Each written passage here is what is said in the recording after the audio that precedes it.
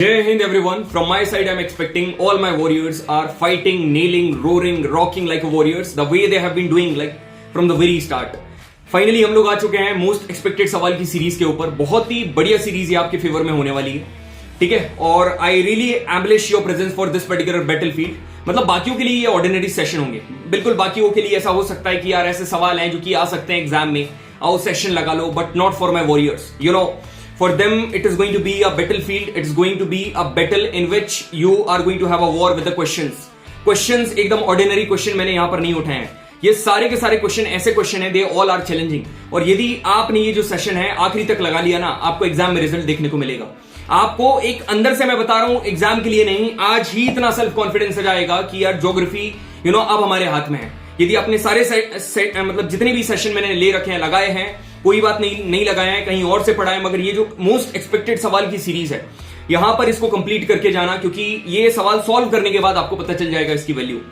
So this is your Kapil भैया. I really embellish your presence over there in this particular session. ठीक है, बहुत ही मजा आने वाला है भाई. और एक चीज मैं तुमसे कहना चाहूंगा, ठीक है, एक अश्योरिटी देना चाहूंगा मैं, ठीक है भाई और दीदी. मतलब मेरा ऐसा है ना कि मेरे को बिल्कुल भी स्टूडेंट का टाइम वेस्ट करना पसंद नहीं है, बिल्कुल. You know what other do, I don't care, ठीक है. और मेरे को आई don't like beating around the Bush. I know that, मेरे को पता है जिस तरीके से जो तुम ऑर्थोडॉक्स तरीके से लोग पढ़ाते आ रहे हैं, ठीक है, वो पढ़ना तुम्हारे को पसंद नहीं, और मेरे को भी वो पढ़ाना पसंद नहीं है, ठीक है. आई व्हेनेवर मैं जब भी पढ़ाता हूं, I try my best to be the exception, ठीक है. कभी भी मैं पढ़ाता हूं, आई गिव माय ब्लडी 110%. क्योंकि देखो, सभी तुमको भी पता है, मेरे को भी पता है, ठीक है, जो ये कंटेंट डिजर्व करता है, जितनी एनर्जी हम लोग यहां पर सेशन में लगाते हैं, ठीक है, ये कंटेंट और भी बहुत सारे व्यूज, बहुत सारे लाइक्स, बहुत सारे कमेंट डिजर्व करता है. But the platform in which we are right now, it's a growing platform. ये ग्रोइंग प्लेटफॉर्म है, अभी बढ़ रहा है, आगे बढ़ रही है चीजें, चलेंगी. मगर मेरा काम ये नहीं है भाई. You know, my job is to give my 110% to my student, ताकि उन्हें याद रहना चाहिए कि there is a change in the way of teaching and learning. ठीक है भाई, मेरे को मतलब मैं समझ रहा हूं तुम्हारे, मतलब स्टार्टिंग से जितने भी चैलेंजेस तुम लोग कर रहे हो, I know it very well. Starting से ही तुम सारे के सारे लगे हुए हो. यदि स्टार्टिंग में मैंने अपने कंटेंट से बिल्कुल भी कॉम्प्रोमाइज नहीं करा ना, तो एंडिंग में भी बिल्कुल नहीं करेंगे. सही बता रहा हूं, बिल्कुल भी नहीं करेंगे. आपने देखा होगा ND2 2024 का पहला सेशन मैथ्स का आया था, ठीक है. So at that point of time Narendra sir was leading from the front. कुछ सेशन मैथ्स के आए थे, उसके बाद फिर GD की सीरीज ऑफ सेशंस मैंने चालू करे थे. So the starting had already been started by Narendra sir. It's time for the finishing touch. It's going to be given by me, ठीक है. बहुत बढ़िया तरीके से पूरा का पूरा ये जो जितनी भी एक्सपेक्टेड सवाल की सीरीज यहां पर कंप्लीट करवाऊंगा. और जब मैं ये क्वेश्चन प्रिपेयर कर रहा था ना, मैं बिल्कुल भी फॉर्मेलिटीज के लिए सेशन नहीं बना रहा था. मेरा माइंडसेट एकदम क्लियर था भाई. ये जो लास्ट फाइट होने वाली है ना, इसमें ऐसे सवाल डालो जो कि एग्जाम में दिखे यहां से सवाल, और इसके ऊपर पूरा इतना दिमाग लगाकर ये पूरी चीजें बनाई हैं. Literally you are going to relish it, you are going to cherish it, you are going to enjoy it, and these questions will always be memorable for you, क्योंकि 1 सितंबर को आपको देखने को मिलेंगे, ठीक है. सो जितना आगे आप यहां पर जाओगे, the more you go forward, the more fascinating it will be. जितना आगे जाओगे उतना मजा आने वाला है ये सेशन में, ठीक है. तो स्टार्ट करते हैं. इतना इंट्रोडक्शन रोज नहीं दूंगा, इसलिए मैंने स्टार्टिंग में बता दिया कैसे क्या चीजें होने वाली. Come back to the question number 1, ठीक है. क्वेश्चन नंबर 1 करते हैं. तो यहां पर क्या डाला हुआ है, यहां पर पहला क्वेश्चन बोल रहा है द सेकंड स्टेटमेंट वाले क्वेश्चन. मोस्टली क्वेश्चन यहां पर स्टेटमेंट वाले मिलेंगे. मैं पहले ही आपसे बोल दे रहा हूं, मैंने स्टार्टिंग में यहां पर बोल दिया, I don't like to waste my students time, ठीक है. जिसको चीजें चैलेंजिंग लग रही हैं, जिसको लग रहा है कि भैया इतना कठिन कैसे, सब पढ़ा रखा है, सारी चीजें. Not on paid batch, even on the YouTube I have shared everything. सारी चीजें यहां पर पढ़ा रखी हैं. यदि फिर भी आपको लग रहा है ना, आप छोड़कर चले जाओ, but you have to accept the reality. भाई आपको रियलिटी को एक्सेप्ट करना पड़ेगा, ठीक है. मैं बिल्कुल भी झूठ नहीं बोलता हूं. ये जो चीजें हैं यहां पर स्टूडेंट्स के साथ, तो ये जो लेवल है एनडीए का, उससे ऊपर ही है भाई, उससे ऊपर ही है, और आपको यहां पर करना पड़ेगा. When the going get tough, the tough get going. You will have to be prepared for the tough, ठीक है. यहां पर देखो क्वेश्चन नंबर 1 यहां पर क्या बोल रहा है, the second largest planet in the solar system is Saturn, ठीक है. The least dense planet in the solar system is Saturn. Venus is the nearest planet to the sun. तो सुनो मेरी बात, मैंने तुमको एक चीज बताई थी, ठीक है. पहली बात तो मैंने तुमको क्या मतलब कौन कितना दूर है सन से, उसकी एक ट्रिक बताई थी. क्या यहां पर ये सन है, my very elegant mother just served us noodles. तो सन से सबसे करीब मरकरी, फिर वीनस, फिर अर्थ, फिर मार्स, फिर जुपिटर, फिर सैटर्न, फिर यूरेनस, फिर नेपच्यून. तो क्या बोल रहा है, Venus is the nearest planet to the sun. क्या वीनस यहां पर नियरेस्ट प्लैनेट है सन के? यहां पर देखो, क्या वीनस नियरेस्ट है? नहीं है भाई. तो ये वाली स्टेटमेंट, पहली बात तो ये तो सही नहीं है, ये वाली गलत है. और रुको, the least dense planet in the solar system is Saturn. तो डेंसिटी के इसके ऊपर वाली स्टेटमेंट देखो, the second largest planet in the solar system. अब कौन सा प्लैनेट कितना बड़ा है, इसकी मैंने ट्रिक क्या बताई थी, my very elegant mother just served us noodles. बस इसको क्या करो, वर्टिकल फॉर्म में लिख दो. और कुछ मत करो, ये एम को एम के पास पहुंचा दो, ठीक है। तो सबसे छोटा मरकरी, उससे बड़ा मार्स, फिर वीनस, फिर अर्थ, ठीक है, ऐसा चलना है, फिर नेपच्यून, फिर यूरेनस, फिर सबसे बड़ा यहां पर क्या हो जाएगा, जुपिटर। तो क्या सेकंड लार्जेस्ट यहां पर सैटर्न है? बिल्कुल है, ये वाली स्टेटमेंट सही है। अब बोल रहा है least dense planet in the solar system is Saturn. अब इसकी भी मैंने ट्रिक बताई थी, वो क्या बताई थी? इसकी ट्रिक मैंने ये बताई थी कि सेम चीज यहां पर भी करना, माई वेरी एलिगेंट मदर, ठीक है, जस्ट सर्व्ड अस नूडल्स। बस यहां पर क्या करना है, ये जो अर्थ है इसको काट कर एकदम ऊपर ले जाकर रख देना है, और ये जो जुपिटर को काटा है यहां पर 2 का गैप लिया है, यहां पर लेकर जाकर यहां रख देना है। तो ये बन गया भाई हाईएस्ट ऑर्डर। सबसे ज्यादा डेंस अर्थ है, उससे कम मरकरी, उससे कम वीनस, और सबसे कम कौन सा है? Saturn. So the least dense planet in the solar system is Saturn. तो कौन सी स्टेटमेंट नॉट करेक्ट है? ऑप्शन नंबर 3, ठीक है। तीसरा ऑप्शन आपका करेक्ट आंसर है, तो यहां पर only 3 is the correct answer. मजा आया? अब ये कहां से पढ़े? देखो एक बात मैं तुमको क्लियरली बता दे रहा हूं, हर सवाल में मैं अपना ये बोलकर टाइम वेस्ट बिल्कुल भी नहीं करूंगा, ठीक है ना। तुम्हारा टाइम भी बहुत क्रूशियल है, अभी मेरा टाइम भी बहुत क्रूशियल है, ठीक है। मेरे को बाकी भी स्लाइड्स प्रिपेयर करनी है, तो मैं बार बार ये चीज नहीं बोलूंगा कि ये चीज मैंने वहां बता रखी, ये चीज मैंने यहां बता रखी, सारी चीजें यूट्यूब पर बता रखी, ठीक है। तो आप वहां पर जाकर देख सकते हो, मगर ये सीरीज को भी यहां पर खत्म करो। बढ़िया क्वेश्चन है ये वाला। क्या बोल रहा है? Consider the following statement, rotation of the earth determines the duration of day and night. मतलब कि जो अर्थ का रोटेशन है, क्या वो दिन और रात के ड्यूरेशन बताता है क्या? ठीक है। फिर यहां पर क्या बोल रहा है? Revolution of the earth is responsible for the change in season and shift in wind belts. देखो मैं बताता हूं, रोटेशन ऑफ द अर्थ, जो अर्थ का रोटेशन है, देखो 2 चीजें, एक चीज है क्या है, एक है दिन और नाइट में चेंज आना, ठीक है, चेंज आना है ना, चेंज आना, दिन और नाइट में चेंज आना। अब एक होता है ड्यूरेशन में चेंज आना, मतलब रात बड़ी दिन छोटा, ठीक है, रात बड़ी दिन छोटा, मतलब जिसकी वजह से सॉल्स्टिस आते हैं। तो दिन और रात में चेंज आना भाई, ये होता है रोटेशन की वजह से, ठीक है। मगर जो ड्यूरेशन में चेंज आता है, ये होता है रिवोल्यूशन की वजह से। काई की वजह से? रिवोल्यूशन की वजह से। रोटेशन में विंड का डायरेक्शन चेंज होता है, ओशन बेल्ट्स का डायरेक्शन चेंज हो रहा है, मगर यहां पर विंड के जो बेल्ट हैं, जो विंड के जो बेल्ट्स है ना, वही के वही क्या हो जाते हैं, शिफ्ट हो जाते हैं, यहां पर वही शिफ्ट हो जाते हैं, ठीक है। रोटेशन में यहां पर टाइड्स वगैरह में चेंज आता है, और यहां की कहानी एकदम अलग है। तो रिवोल्यूशन यदि आप यहां पर काय में चेंज आता है, यहां पर सीजन में चेंज आता है। अब यहां पर क्या बोल रहा है कि रोटेशन, पहली स्टेटमेंट गलत है। क्यों? क्योंकि रिवोल्यूशन की वजह से डे और नाइट के ड्यूरेशन में चेंज आता है, तो ये गलत है। Revolution of the earth is responsible for change in season, बिल्कुल, and shift in wind belt, बिल्कुल सही है। रिवोल्यूशन की वजह से सीजन चेंज होता है, और विंड बेल्ट है उनमें भी शिफ्ट आता है। अब थर्ड वाली स्टेटमेंट क्या बोल रही है? The precise time taken for the rotation of the earth is 23 hour 56 minute 4 second, बिल्कुल सही बात है। यदि आप प्रिसाइज टाइम की बात करोगे तो एग्जैक्टली 24 आवर नहीं है, 23 घंटे 56 मिनट 4 सेकंड है, ये स्टेटमेंट भी सही है। The earth is tilted with 66.5 degree along its orbital axis. देखो मैं बता रहा हूं, अब कई बोलेंगे गलत है भैया, ये गलत नहीं है, ये अर्थ है, बिल्कुल सही अर्थ है। ये होना कैसा था? ऐसा होना था, मगर ये कैसी है? ऐसी है। अब आपको ऊपर से ऐसा लगेगा, बिल्कुल ऐसा लगेगा कि यहां पर कितना 23.5 डिग्री टिल्टेड है, बिल्कुल है, मगर ये कौन सी एक्सेस है? ये वर्टिकल एक्सेस है। मगर जो हॉरिजॉन्टल एक्सेस, जिसको हम लोग क्या, इस एक्सेस को जिसको हम लोग क्या बोलते हैं? ऑर्बिटल एक्सेस बोलते हैं। इससे तो 66.5 डिग्री है ना, और 66.5 कैसे आया? 90 में से 23.5 को माइनस कर दो, ये आ गया। तो ऑर्बिटल एक्सेस या फिर हॉरिजॉन्टल एक्सेस पूछेगा तो 66.5, या फिर वर्टिकल एक्सेस पूछेगा तो 23.5 डिग्री, फोर्थ भी सही है। तो यहां पर पूछ रहा है not correct statement, only one is not correct. मजा आया सवाल सॉल्व करने में? एक सवाल तुम्हारा पूरा का पूरा रोटेशन और रिवोल्यूशन का कंसेप्ट पूरा क्लियर करवा के चला गया। अब आप खुद सोचो, रोटेशन और रिवोल्यूशन से सवाल यहां पर नहीं आएंगे तो कहां पर आएंगे? इतने बढ़िया सवाल यहां पर लेकर आया हूं ना, लिटरली यार, you are going to cherish it a lot. यहां पर इक्विनॉक्स और इनका सवाल आ रखा है, तो पहली बात तो यहां पर मैच द कॉलम है, तो आप पहले इक्विनॉक्स को अलग करो, क्योंकि मेरे को पता है पहले क्या आता है, वर्नल, पहले आता है वर्नल, ठीक है। फिर अपन बात करते हैं ऑटमनल की, फिर काय की बात करते हैं ऑटमनल। तो यहां पर जो वर्नल इक्विनॉक्स आता है, इक्विनॉक्स मतलब जब दिन और रात का ड्यूरेशन दोनों सेम हो, इसको बोलते हैं इक्विनॉक्स। और जो वर्नल इक्विनॉक्स आता है, ये आता है 21 मार्च, ठीक है, 21 मार्च। और यहां पर जो ऑटमनल इक्विनॉक्स आता है, ये कब आता है? ये आता है 23 सितंबर। तो पहले वर्नल देख लो, 21 मार्च ये है, मतलब 1 का डी का में इसमें भी नहीं है और इसमें भी नहीं है, मतलब पहले वाले में। अब देखो तुम 4th का ए कायम है, तो भाई 4th का ए तो दोनों में है, 4th का ए तो दोनों में आ रहा है। अब आपको लॉन्गेस्ट नाइट और समर सॉल्स्टिस देखना पड़ेगा। अब एक बात बताओ, नॉर्मली जब कुछ की बात नहीं करेगा तो आप नदर्न हेमिस्फीयर कंसिडर करना।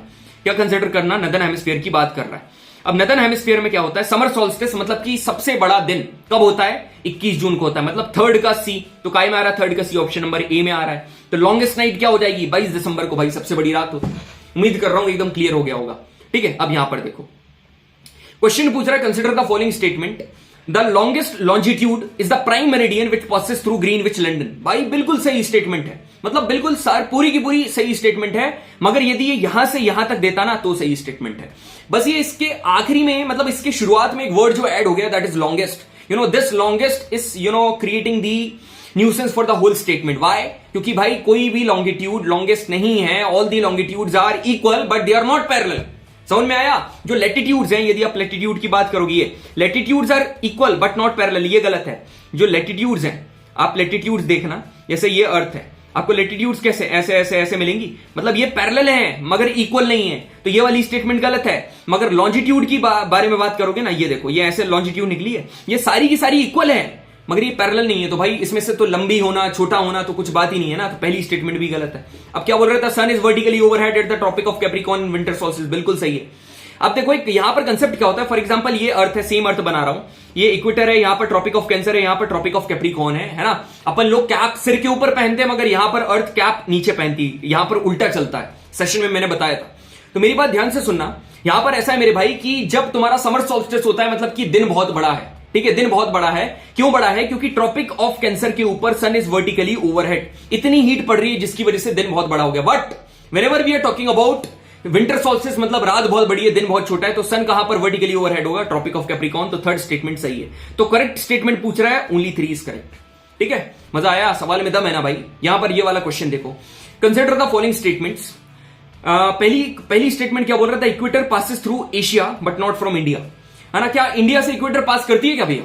इक्वेटर से सोचो, दिमाग लगाओ, क्या पास करती है क्या? बिल्कुल भी नहीं करती है। इंडिया से पास करती है कैंसर, इंडिया से पास करती है कैंसर, ठीक है। और क्या एशिया से इक्वेटर पास करती है क्या? ऑफ कोर्स करती है, इक्वेटर एशिया से पास करती है। पहली स्टेटमेंट क्या है? पहली स्टेटमेंट सही है। दूसरा क्या बोल रहा है कि Africa is the only continent through which both tropic of cancer and equator pass. बिल्कुल, अफ्रीका से कैंसर और इक्वेटर दोनों पास करती हैं, बिल्कुल पास करती हैं। क्या सिर्फ अफ्रीका ही ऐसा कॉन्टेक्ट है क्या? नहीं भाई, एशिया भी है, एशिया से भी दोनों पास करती है, कैंसर भी पास करती है एंड इक्वेटर भी पास करती है, तो सेकंड वाली गलत है।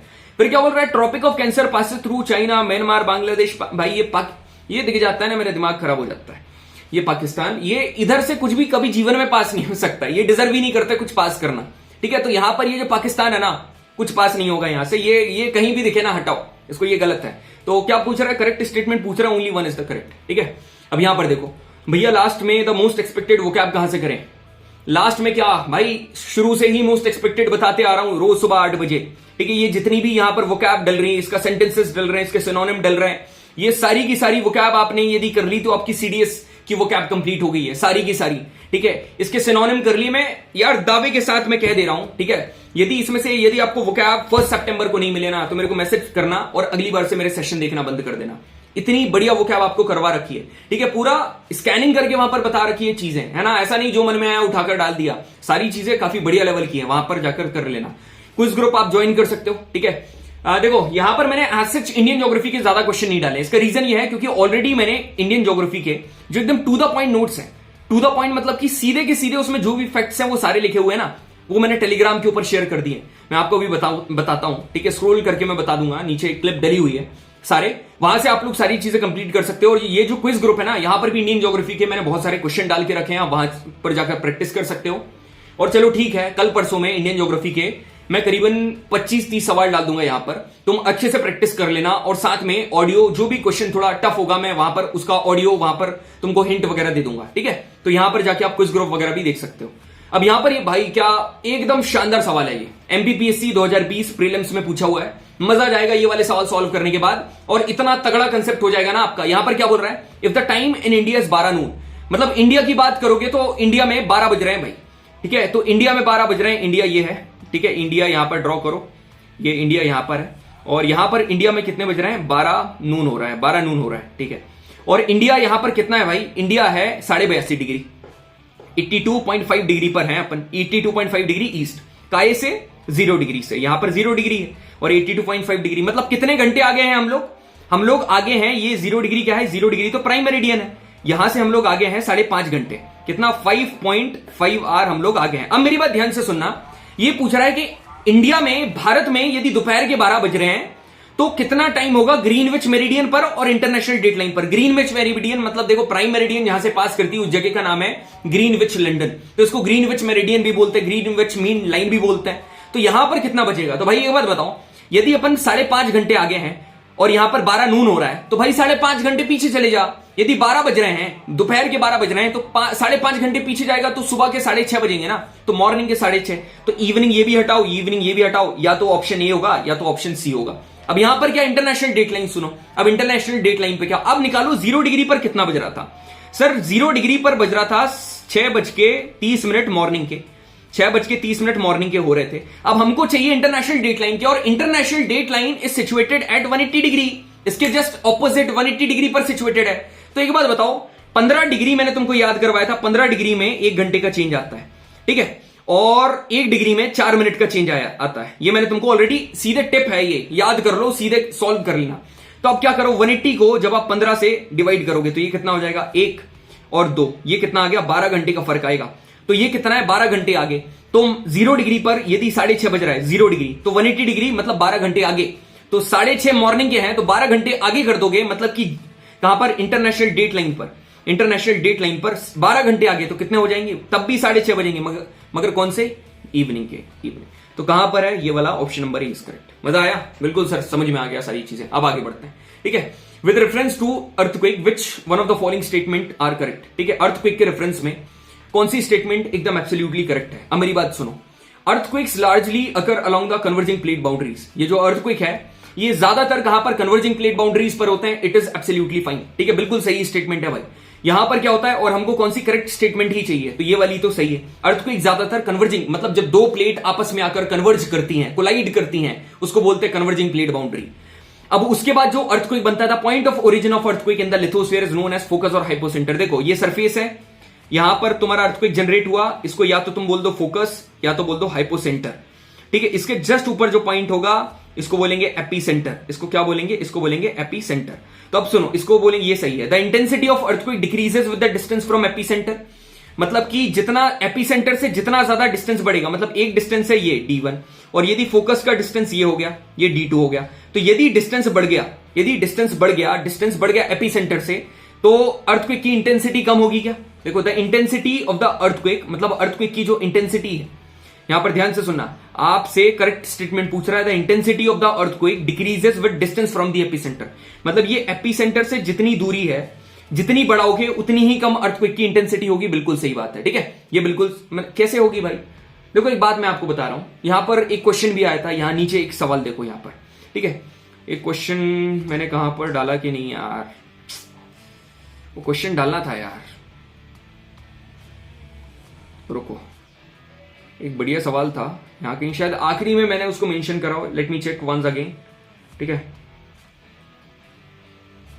ना नहीं, बढ़िया क्वेश्चन था यार वो।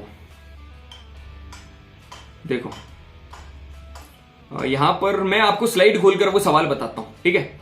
स्लाइड खोलकर मैं वो वाला सवाल बताता हूं, बहुत बढ़िया क्वेश्चन था वो, अर्थक्वेक एंड सुनामी, है ना। यहां पर देखो, एक मिनट रुकना भाई, कंसेप्ट क्लियर होना चाहिए यार, है ना, ऐसे जाओगे कोई मतलब नहीं है।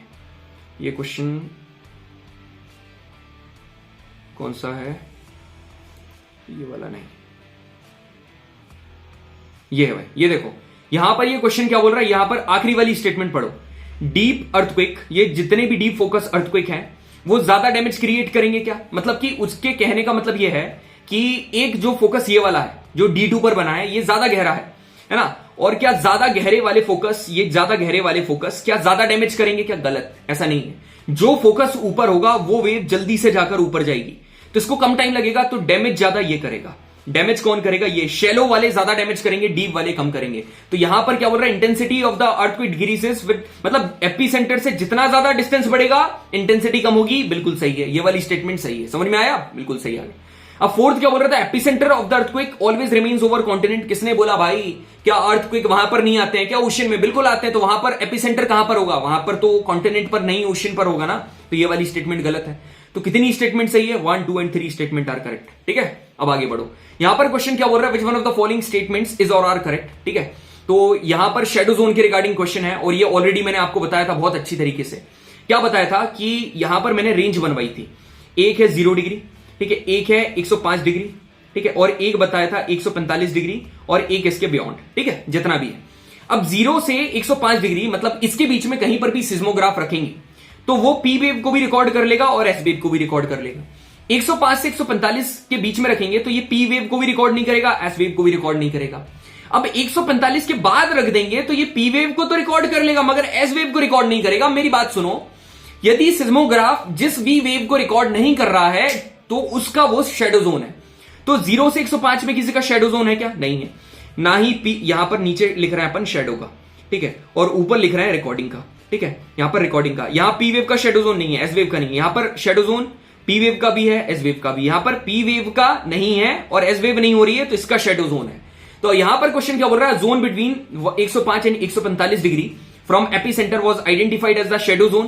क्या इसको शेडो जोन माना जाता है? भाई इसमें तो आप सोचना भी नहीं, 105 से 145 तक तो कोई भी चीज रिकॉर्ड नहीं होती है, तो ये तो शेडो जोन है। ये स्टेटमेंट तो सही है, ठीक है। तो 1 जिसमें भी नहीं आ रहा वो गलत है, ये वाली गलत है। The entire zone beyond 105 does not receive S wave, मतलब 105 के बाद बिल्कुल भी एस वेव रिसीव नहीं होती है क्या? देखो बिल्कुल नहीं होती, यहां भी नहीं हो रही है, यहां भी नहीं हो रही, तो ये भी सही है।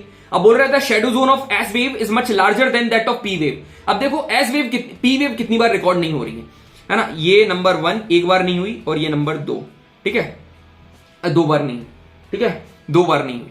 यहां पर रिकॉर्ड भाई, यहां पर अपन शेडो जोन का देख रहे हैं, ठीक है। यहां पर देखो रिकॉर्डिंग कितनी बार नहीं हुई, पी वेव एक बार नहीं हुई, बस एक बार, पी वेव एक बार, और एस वेव एक बार 2 बार, तो एस वेव 2 बार रिकॉर्ड नहीं हुई, ठीक है। तो किसका शेडो जोन बड़ा है? एस वेव का बड़ा है ना, तो ये वाली स्टेटमेंट भी करेक्ट है। तो option number D is correct, ठीक है। बढ़िया सवाल था ना। अब आगे बढ़ते हैं। यहां पर क्वेश्चन बोल रहा है which one of the following statement is और are not correct regarding L waves. L waves मतलब कि पहली बात तो लव वेव्स होती है, ठीक है। इनका बहुत ही प्यारा नाम है, लव वेव्स है, तो इनको रेले वेव नहीं बोलते। पहली स्टेटमेंट तो गलत है ना। नॉट करेक्ट कौन सी? पहली वाली तो गलत है। अब 1 इसमें भी आ रहा है, इसमें भी आ रहा है, तो मतलब ऑप्शन नंबर बी और ऑप्शन नंबर डी तो आंसर होंगे नहीं। They are the most destructive body waves, भाई जितना प्यारा इनका नाम है ना उतनी ही खतरनाक ये है, तो ये वाली स्टेटमेंट तो सही है। They are named after Augustus Edward Hough Love, बिल्कुल भाई, ये जो बंदे का नाम है ना ऑगस्टस लव, इन्हीं की वजह से उसका नाम दिया गया था, ये सही है। And they are horizontally polarised surface wave, देखो ऐसी सरफेस वेव है जो कि हॉरिजॉन्टली पोलराइज्ड है, ये भी सही है। अब बोल रहा है ये जो लव वेव्स हैं is a result of interference of many share waves guided by N elastic layer. सुनो, एक यहां पर लेयर बनती है और बहुत सारी शेयर वेव्स, ठीक है, बहुत सारी जितनी भी ये शेयर वेव्स है ना, इन शेयर वेव्स के इंटरफेरेंस की वजह से लव वेव बनती है। ये थोड़ी हाई लेवल की इंफॉर्मेशन है, मैं मान रहा हूं, कोई भरोसा नहीं है आ जाए, ठीक है, इसलिए मतलब हो सकता है आ जाए आपसे यूपीएससी वगैरह के एग्जाम में ये पूछा हुआ है, तो इसलिए ये भी याद कर लेना, थोड़ा दिमाग में रख लेना। शेयर वेव्स के इंटरफेरेंस की वजह से लव वेव्स बनती हैं, तो ये भी सही है। तो गलत कौन सी है? सिर्फ पहली statement, option number A is correct, ठीक है। अब यहां पर देखो, consider the following statement S waves are comparatively slower than P waves. देखो 2 प्रकार की वेव्स होती है ना, 2 प्रकार की यहां पर अर्थक्वेक वेव्स है, ठीक है। एक कौन सी है? एक है प्राइमरी वेव्स, नहीं, एक है बॉडी वेव्स, ठीक है, एक है बॉडी वेव्स और एक है सरफेस वेव। बॉडी वेव में एक आती है प्राइमरी वेव और एक आती है सेकेंडरी वेव्स।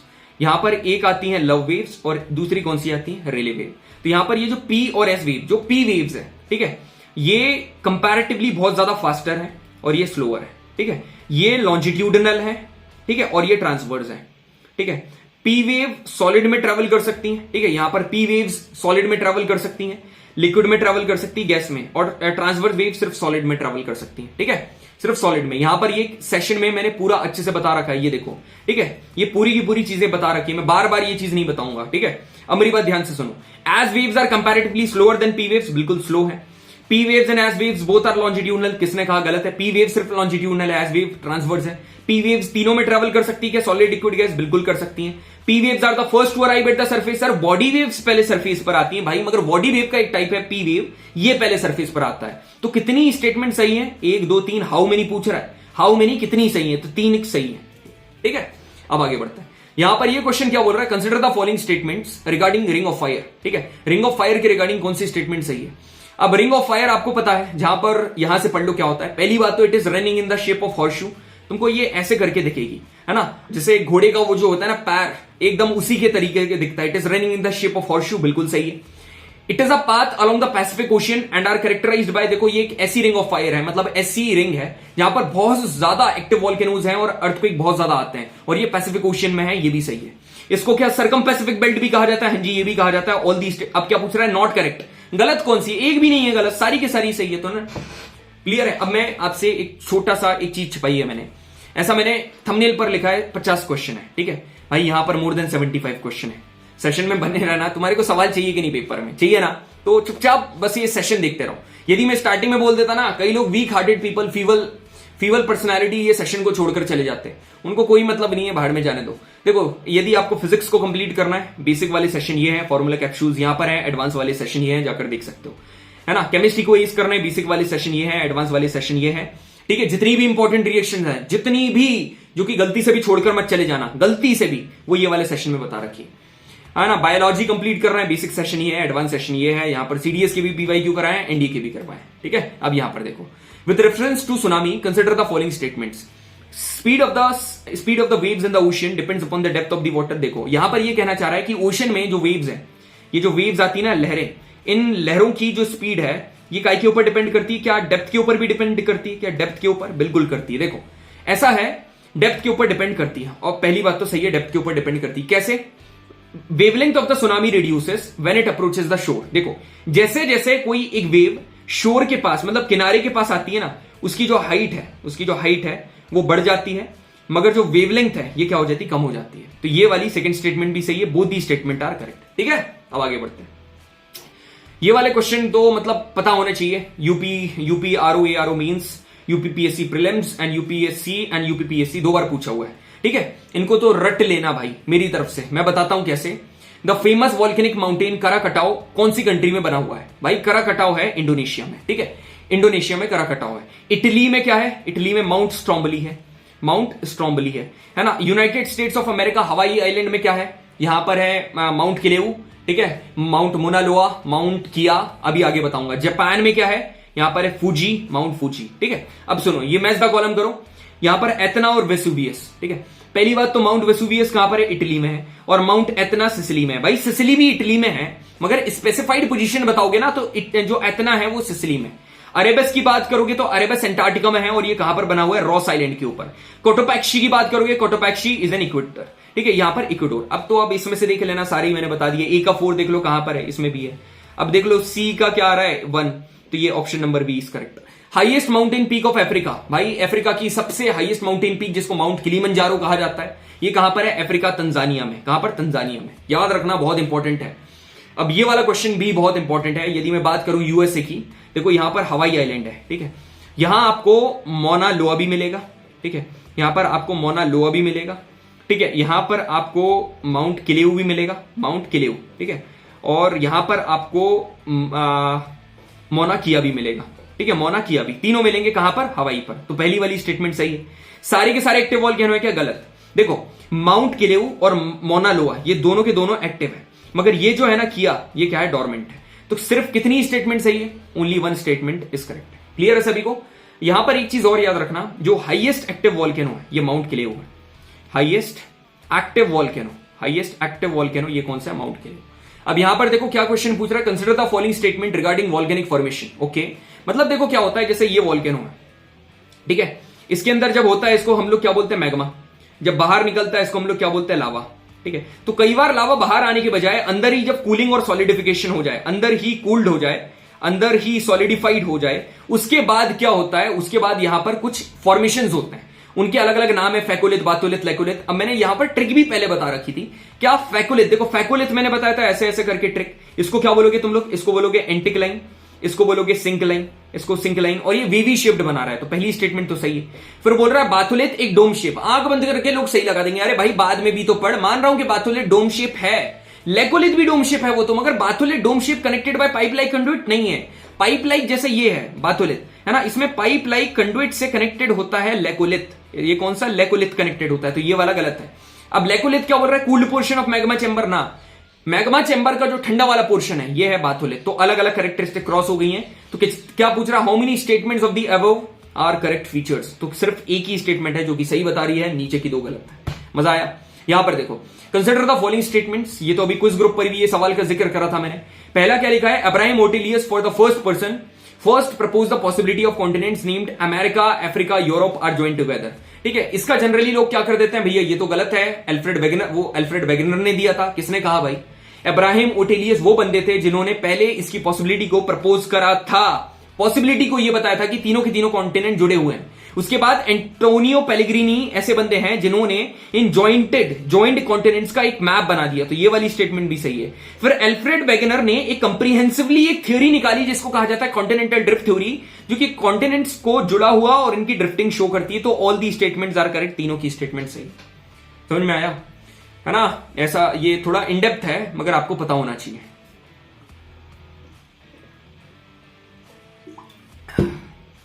अब यहां पर देखो, हाँ, इंडियन ज्योग्राफी, ठीक है, जो डायरेक्ट आपको नोट्स चाहिए थे ना, यहां पर चले जाना। ये शायद मैंने अभी 15 अगस्त या 16 अगस्त को मैंने डाल रखे हैं, 17 अगस्त शायद, है ना, 17 अगस्त को ये सारे नोट्स अपलोड करें।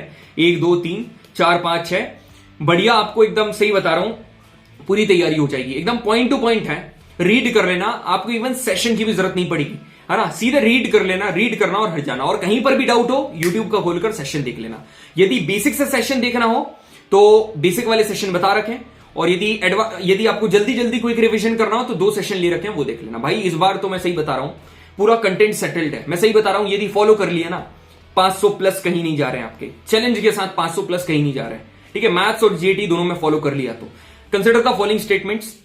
The theory of plate tectonics explain C floor spreading theory. बिल्कुल ऐसा लगता है लोगों को कि सारी थ्योरी अलग अलग है, मगर ये जो प्लेट टेक्टोनिक थ्योरी है ना, ये सी फ्लोर स्प्रेडिंग थ्योरी को भी एक्सप्लेन करती है। Volcanoes and earthquake both result from movement of tectonic plates. बिल्कुल सही बात है, कभी भी टेक्टोनिक मूवमेंट होगा तो अर्थक्वेक तो आता है, अभी ऊपर जिक्र करा, वॉल्केनो भी आते हैं, वॉल्केनो भी टेक्टोनिक मूवमेंट्स की वजह से आते हैं, ठीक है। The plate tectonic theory was presented by W.J. Morgan and came to be generally accepted by geoscientists after sea floor spreading theory was validated in mid to late 1960।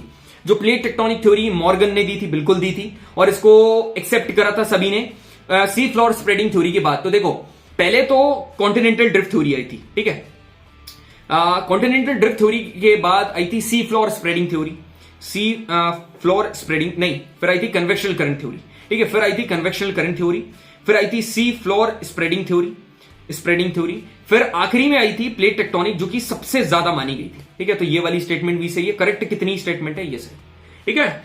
Continental drift theory Alfred Wegener, convectional current theory Arthur Holmes, sea floor spreading theory Harry Hess, और plate tectonic theory McKenzie Morgan, ठीक है, McKenzie और Morgan ने दी थी।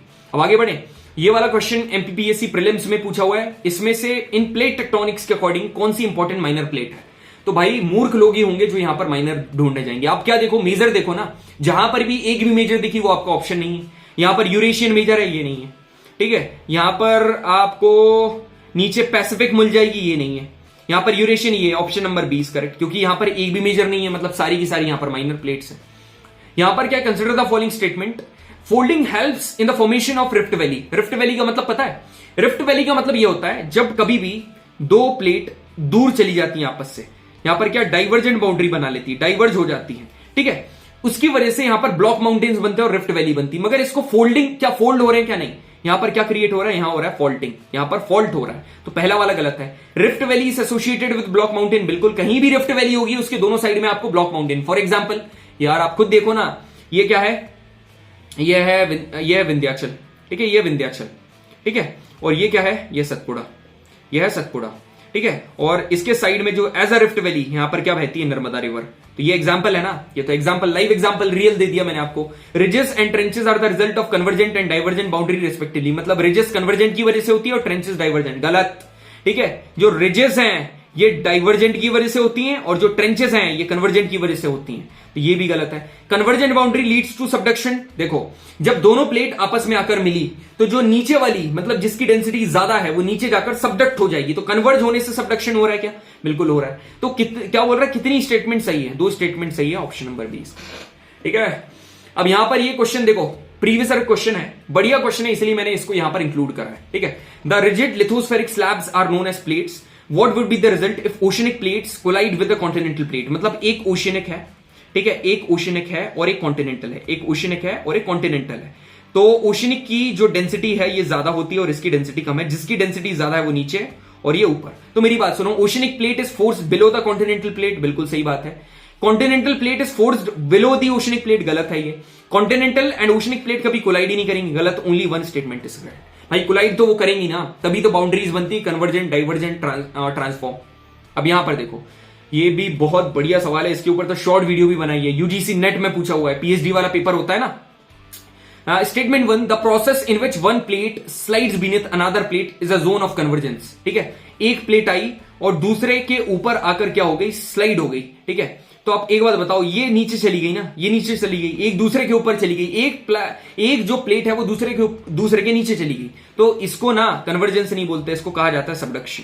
इसको क्या कहा जाता है, इसको कहा जाता है सबडक्शन। तो ये वाली गलत है। सी floor spreading becomes more prominent along the zone of convergence. एक बात बताओ, सी फ्लोर स्प्रेडिंग, यहां पर देखो जो मिड ओशनिक रिज है, ये एमओआर है, मिड ओशनिक रिज, इसकी जो क्रेस्ट है इस पर बहुत ज्यादा वॉल्केनो हुए थे, वॉल्केनिक इरप्शन हुआ था, बिल्कुल अब यहां से वॉल्केनो हुआ था, तो ये प्लेट यहां मूव हुई, ये प्लेट यहां मूव हुई, कन्वर्ज हुई है, डाइवर्ज हुई ना, तो यहां पर कन्वर्जेंस क्यों लिखा है, ये भी गलत है। दोनों की दोनों स्टेटमेंट गलत है। ठीक है, मेरे को कमेंट सेक्शन में बताना बेटे। ठीक है, सेशन कैसा लगा, है ना, बार बार नहीं बोलेंगे। यहां पर देखो, plate tectonic theory is based on which of the following major scientific concept. Plate tectonic theory किसके ऊपर बेस करती है ना भाई? देखो, कॉन्टिनेंटल ड्रिफ्ट थ्योरी ना, पहली बार जो चीज आती है उसके ऊपर तो सारी चीजें डिपेंड करती हैं। ठीक है, कॉन्टिनेंटल ड्रिफ्ट थ्योरी के ऊपर तो करेगी, क्या सी फ्लोर स्प्रेडिंग थ्योरी के ऊपर भी करती है? बिल्कुल करती है। Both the statement are correct. Important question है ये। अब यहां पर क्वेश्चन क्या बोल रहा है, consider the following statement, convectional current theory was given by Arthur Holmes. बिल्कुल सही बात है, आर्थर ओम्स ने दिया था। Continental drift theory was given by Alfred Wegener, और आगे पढ़ने ही नहीं, लगा दो दूसरा सही है। नहीं भाई, आगे पढ़ो। Initially also cover the mental convection, क्या इन्होंने मेंटल कन्वेक्शन भी कवर करा था? नहीं, मेंटल कन्वेक्शन तो कन्वेक्शनल करंट थ्योरी में कवर हुआ था ना। सी floor spreading theory was given bye Harry S, बिल्कुल सही है, मगर आगे भी पढ़ो। इन्होंने ये बताया था कि सी floor spreading theory convergent boundary पर होती, गलत, डाइवर्जेंट बाउंड्री पर होती। तो कितने सही हैं? Only one is correct. ठीक है, this is the level of the question that you are going to face over there on 1 सितंबर। तैयार रहना एकदम। ठीक है, यदि पढ़ा है अच्छे से तो एकदम कॉन्फिडेंस के साथ जाना, और नहीं भी पढ़ा है तो यहां से आपको सारी चीजें पता चल जा रही है। With reference to the Indian plate, अब अपनी प्लेट की इंफॉर्मेशन तो होनी चाहिए। इंडियन प्लेट के रेफरेंस में इसमें से स्टेटमेंट बताओ। It's a major tectonic plate, बिल्कुल मेजर टेक्टोनिक प्लेट है। ये कैसे बनी? It forms the convergent plate boundary with Eurasian plate, बिल्कुल यूरेशियन प्लेट के साथ कन्वर्जेंट प्लेट बाउंड्री बनाती। Indian plate is tectonically separated from peninsular Indian plate, क्या पेनिनसुलर इंडियन प्लेट से निकली है? क्या गलत, एंटार्कटिक प्लेट से निकली हुई है, एंटार्कटिक, या फिर आप इसको गोंडवाना भी बोल सकते हो। ठीक है, तो ये गलत है। This plate extend Pakistan and Myanmar, बिल्कुल। देखो, एक है राकिन्योमा और एक है किरथार, तो पाकिस्तान में किरथार और इधर है राकिन्योमा, तो दोनों यहां पर पाकिस्तान में भी जाता है, म्यांमार में भी जाता है। तो क्या पूछ रहा है? नॉट करेक्ट, तो नॉट करेक्ट ओनली थर्ड वाला है। अब यहां पर देखो, consider the following statement regarding convectional current theory. Convectional current theory के रिगार्डिंग कौन सी स्टेटमेंट क्या है, इसमें से देखना है आपको कौन सी सही है। There exist a system of current in the entire, देखो ये क्या बताता है, कन्वेक्शनल करंट थ्योरी क्या बताती है कि जो मेंटल है उसमें जो कन्वेक्शनल करंट जनरेट होती है due to the thermal disturbance of the radioactive elements, उसकी वजह से जितने भी थर्मल डिस्टर्बेंस होते हैं उन सारी चीजों को नोटिस करती है कन्वेक्शनल करंट थ्योरी। ठीक है, अब ये इट वाज एन अटेम्प्ट, देखो पहले कॉन्टिनेंटल ड्रिफ्ट थ्योरी आ गई थी, मगर ड्रिफ्ट थ्योरी का एज सच दो चीजों के अलावा कोई रीजन नहीं पता था, टाइडल फोर्स और पोलर फ्लिंग फोर्स। तो इसका एक्सप्लेनेशन देने के लिए इसको प्रोवाइड करा था, क्या बिल्कुल सही है, ये भी सही है, ये भी सही है। ऑन दिस बेसिस, मतलब ये जो कन्वेक्शनल करंट थ्योरी आई है, इसके बेसिस पर जो पुरानी कॉन्टिनेंटल ड्रिफ्ट थ्योरी थी उसको डिसरिगार्ड कर दिया गया था। तो ये भी सही है, ये कोई बताता नहीं है, मैं बता रहा हूं, याद कर लेना। तो 1 2 3 आर करेक्ट। ठीक है, और पहली बार नहीं बता रहा हूं, ऑलरेडी ये बता चुका हूं ये सारी चीजें। बिल्कुल, देखो मेरे को पता है बहुत सारे लोगों को ये सवाल बहुत ज्यादा चैलेंजिंग लग रहे होंगे। ठीक है, बहुत ज्यादा, मैं मान रहा हूं, बिल्कुल मान रहा हूं, आई नो वेरी वेल। ठीक है, मगर सारी दुनिया जो कर रही है ना उसमें ही सेटिस्फाइड नहीं होना है तुमको। ठीक है, क्योंकि एग्जाम सारी दुनिया का क्लियर नहीं होता है, एग्जाम कुछ ही लोगों का क्लियर होता है, और जो दुनिया कर रही है वो ही सिर्फ करोगे ना, तो जब यदि पेपर इजी आएगा तो भाई ठीक है, पेपर इजी आएगा तो ठीक है, मगर गलती से भी हल्का सा भी लेवल बढ़ा ना, तो यदि तुमने उस चीज के लिए प्रिपेयर नहीं करा होगा ना तो दिक्कत हो जाएगी। तो एक जो अच्छा खासा लीडर होता है ना, वो हर कॉन्सिक्वेंसेस के लिए, हर रेपरकशंस के लिए एकदम प्रिपेयर्ड रहता है, प्री प्रिपेयर्ड होता है। तो आप भी तैयार रहो। क्या दुनिया कर रही है ये देखो, ऐसे सवाल, ये वाला सवाल कौन सा इग्नियस रॉक है, ये प्राइमरी रॉक, ये करना, और ये मैंने, ऐसा नहीं है मैंने नहीं करवाया भाई, यूट्यूब के सेशन में सारी चीजें करवा, पूरे एनडी के प्रीवियस ईयर क्वेश्चन करवा लिए हैं, जो यूट्यूब पर करवाए ना सारे एनडी के प्रीवियस ईयर क्वेश्चन। तो ये हुआ, ठीक है, ये क्वेश्चन हुए, ये पूरा सब ये मैं नहीं करवाने वाला हूं, ये इजी है। ठीक है, अपन ये करेंगे एमपीपीएससी प्रीलिम्स 2019, ये वाला क्वेश्चन देखो। अपन इग्नियस रॉक नहीं पढ़ेंगे, अब अपन इसमें भी टाइप पढ़ेंगे। देखो इग्नियस रॉक है, ठीक है, ये इग्नियस रॉक है, इसमें एक है इंट्रूसिव इंपॉर्टेंट और एक है एक्सट्रूसिव। ठीक है, तो यहां पर जो इंट्रूसिव इंपॉर्टेंट जिसका नाम हमेशा याद रखना, एक है ग्रेनाइट। ठीक है, ग्रेनाइट, और जो एक्सट्रूसिव वाला है ना, ये याद रखना बेसाल्ट, ये है बेसाल्ट। तो एक्सट्रूसिव इग्नियस रॉक कौन सा है? बेसाल्ट, मतलब ए का 3, ए का 3 इसमें आ रहा है, और इंट्रूसिव इग्नियस रॉक मतलब बी का 1 ये आ गया। सेडिमेंट्री रॉक इसमें से कौन सा है, और मेटामॉर्फिक तो नीज है, अजीब सा नाम, नीज, क्वार्ट्ज, ठीक है, सिस्ट, ये सारे क्या है, मेटामॉर्फिक है, तो डी का 2। और सेडिमेंट्री रॉक कॉन्ग्लोमेरेट है, कॉन्ग्लोमेरेट सेडिमेंट्री, ठीक है। अब आगे बढ़ते हैं। देयर आर 3 प्रकार के रॉक फॉर्मेशंस, ठीक है, igneous, sedimentary, metamorphic. MPPSC prelims 2013, इसमें से कौन सा रॉक फॉर्मेशन है जो कि जिसमें जनरली मेटेलिक मिनरल्स पाए जाते हैं, मेटल वाले मिनरल कौन कौन से हैं, वो कौन से, इग्नियस रॉक में तो पाए जाएंगे क्योंकि भाई नीचे से निकल रहे हैं, मगर इसके बाद कौन सा, इसके बाद है मेटामॉर्फिक रॉक। क्यों, हाई प्रेशर हाई टेम्परेचर से मिलकर ये बनता है। और याद रखना यहां पर प्रोसेस लगती है, यहां पर प्रोसेस कौन सी लगती है, क्या बोलते हैं उसको, हाँ टेम्परेचर ज्यादा होता है भाई, बस ये याद, टेम्परेचर ज्यादा है और प्रेशर ज्यादा है, ठीक है, ये याद रखना। अब आगे बढ़े। विच one of the following statement is incorrect regarding the metamorphism, यहां लगती मेटामॉर्फिज्म, ठीक है, मेटामॉर्फिज्म।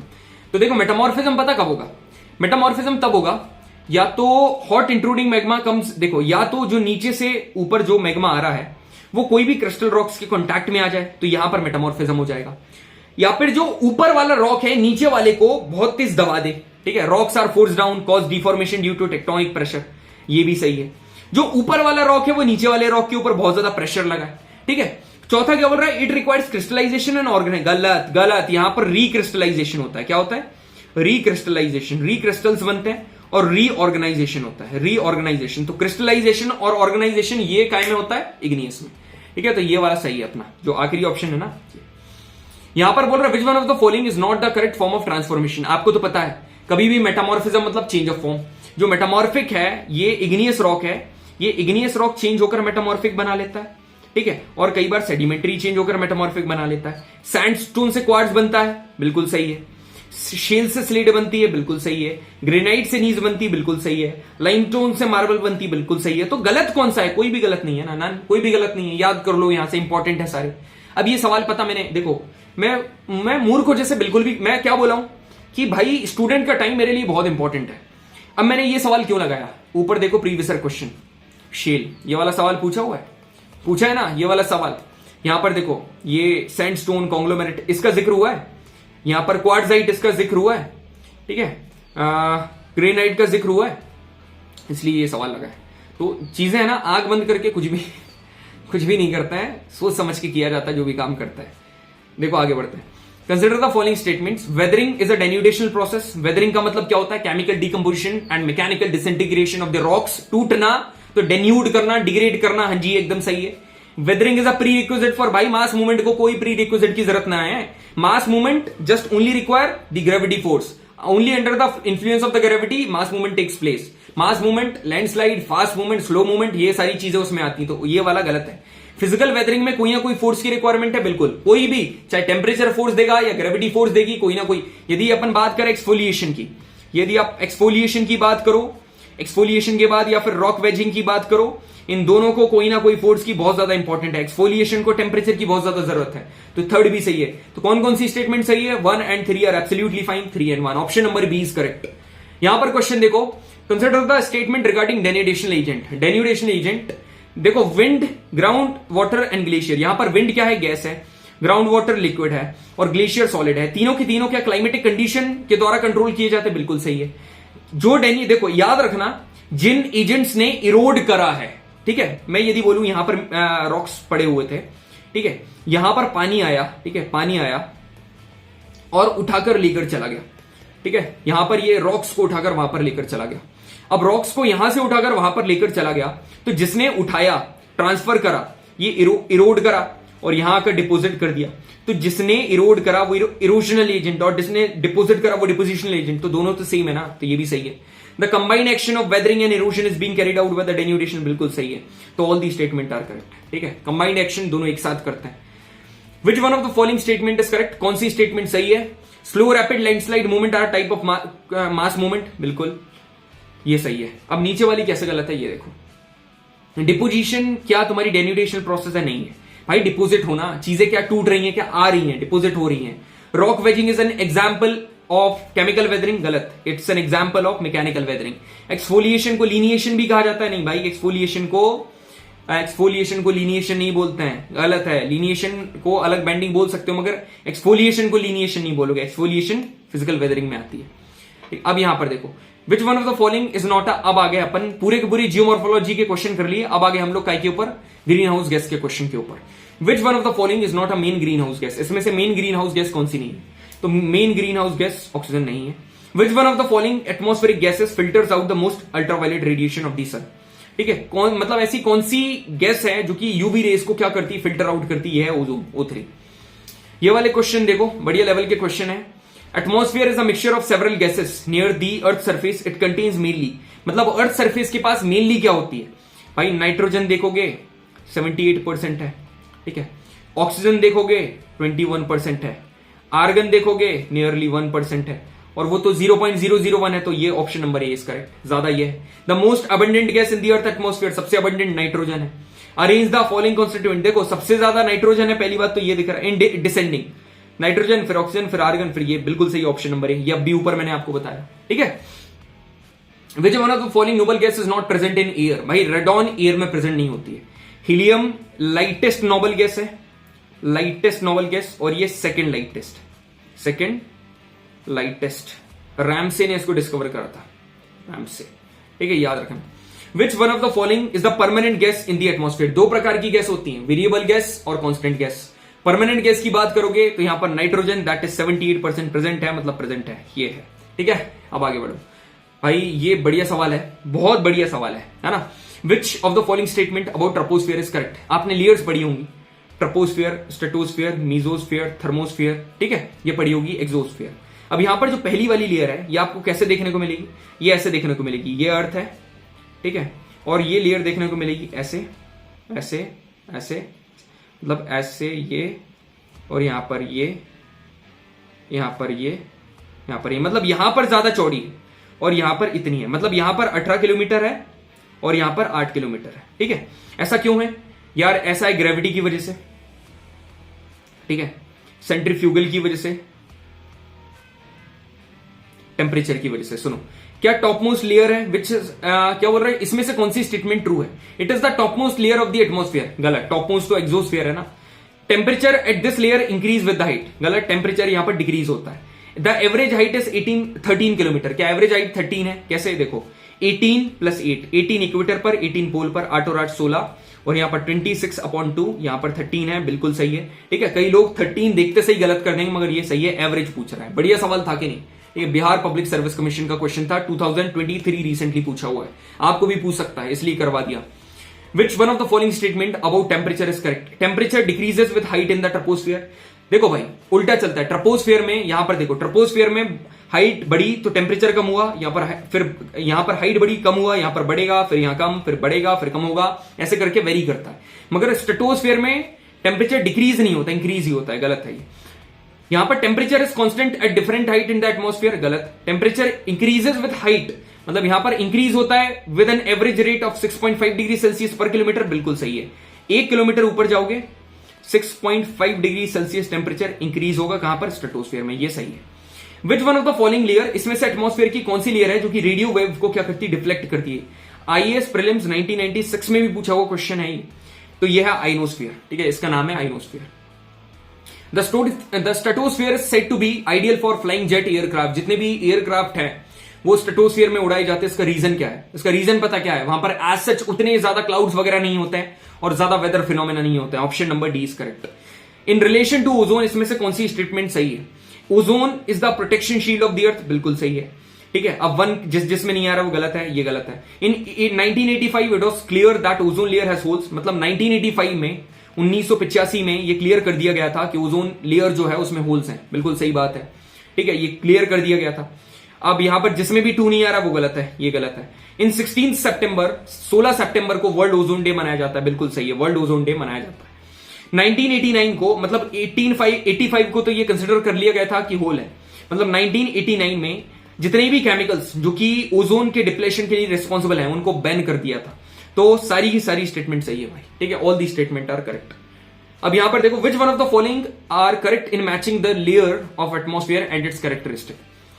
ट्रोपोस्फियर वेदर फिनोमेना, बिल्कुल। स्ट्रेटोस्फियर ओजोन लेयर, बिल्कुल कहा जाता है। आइनोस्फियर में रेडियो वेव्स रिफ्लेक्ट होती, सही है। मीजोस्फियर में ऑरोरा, बिल्कुल सही है, all the statement are correct, ठीक है। Highest temperature on the earth, earth का जो हाईएस्ट टेम्परेचर है वो कहां पर रिकॉर्डेड है? इक्वेटर पे तो नहीं है, क्यों? क्योंकि हमारी अर्थ टिल्टेड है, ठीक है, अर्थ टिल्टेड है, अर्थ ऐसी ना होकर ऐसी है, तो ये ऐसी बने हुए हैं, ठीक है, ये टिल्टेड है, तो ये 20 डिग्री नॉर्थ लैटिट्यूड आप बोल सकते हो, ठीक है। अब आगे देखो, radiant energy from the sun that strikes the earth, मतलब ऐसी एनर्जी जो कि सन से आ रही है और अर्थ के अंदर समाती है, इसको क्या कहा जाता है? इंसोलेशन। इसको हम लोग इंसोलेशन मतलब इनकमिंग सोलर रेडिएशन। ये आईएएस प्रीलिम्स 2010, भाई बहुत बढ़िया सवाल है, हाई चांसेस है आने के, क्योंकि सीडीएस में इसका जिक्र कर चुका है। यहां पर कौन सी चीज, मतलब कौन सा है? Which one of the following reflects more sunlight as compare to the three. देखो, जिसका भी कलर लाइट हुआ है ना, जो भी कलर लाइट हुआ ना, उसका एल्बिडो हो जाएगा ज्यादा। एल्बिडो क्या होता है? Albedo is the tendency of a particular commodity to reflect the मतलब to reflect the incident ray from a particular point of it, ठीक है। कोई भी पॉइंट से जो इंसिडेंट रे आ रही है उनको रिफ्लेक्ट करने का अमाउंट, जो रिफ्लेक्टेड रेडिएशन है उनके अमाउंट को क्या कहा जाता है? एल्बिडो। तो लाइट कलर किसका होगा? सैंड डेजर्ट का होगा? नहीं। पैडी का होगा क्या? नहीं। यह ज्यादा होगा फ्रेश स्नो का, तो इसका वैसे भी सबसे ज्यादा होता है, ठीक है।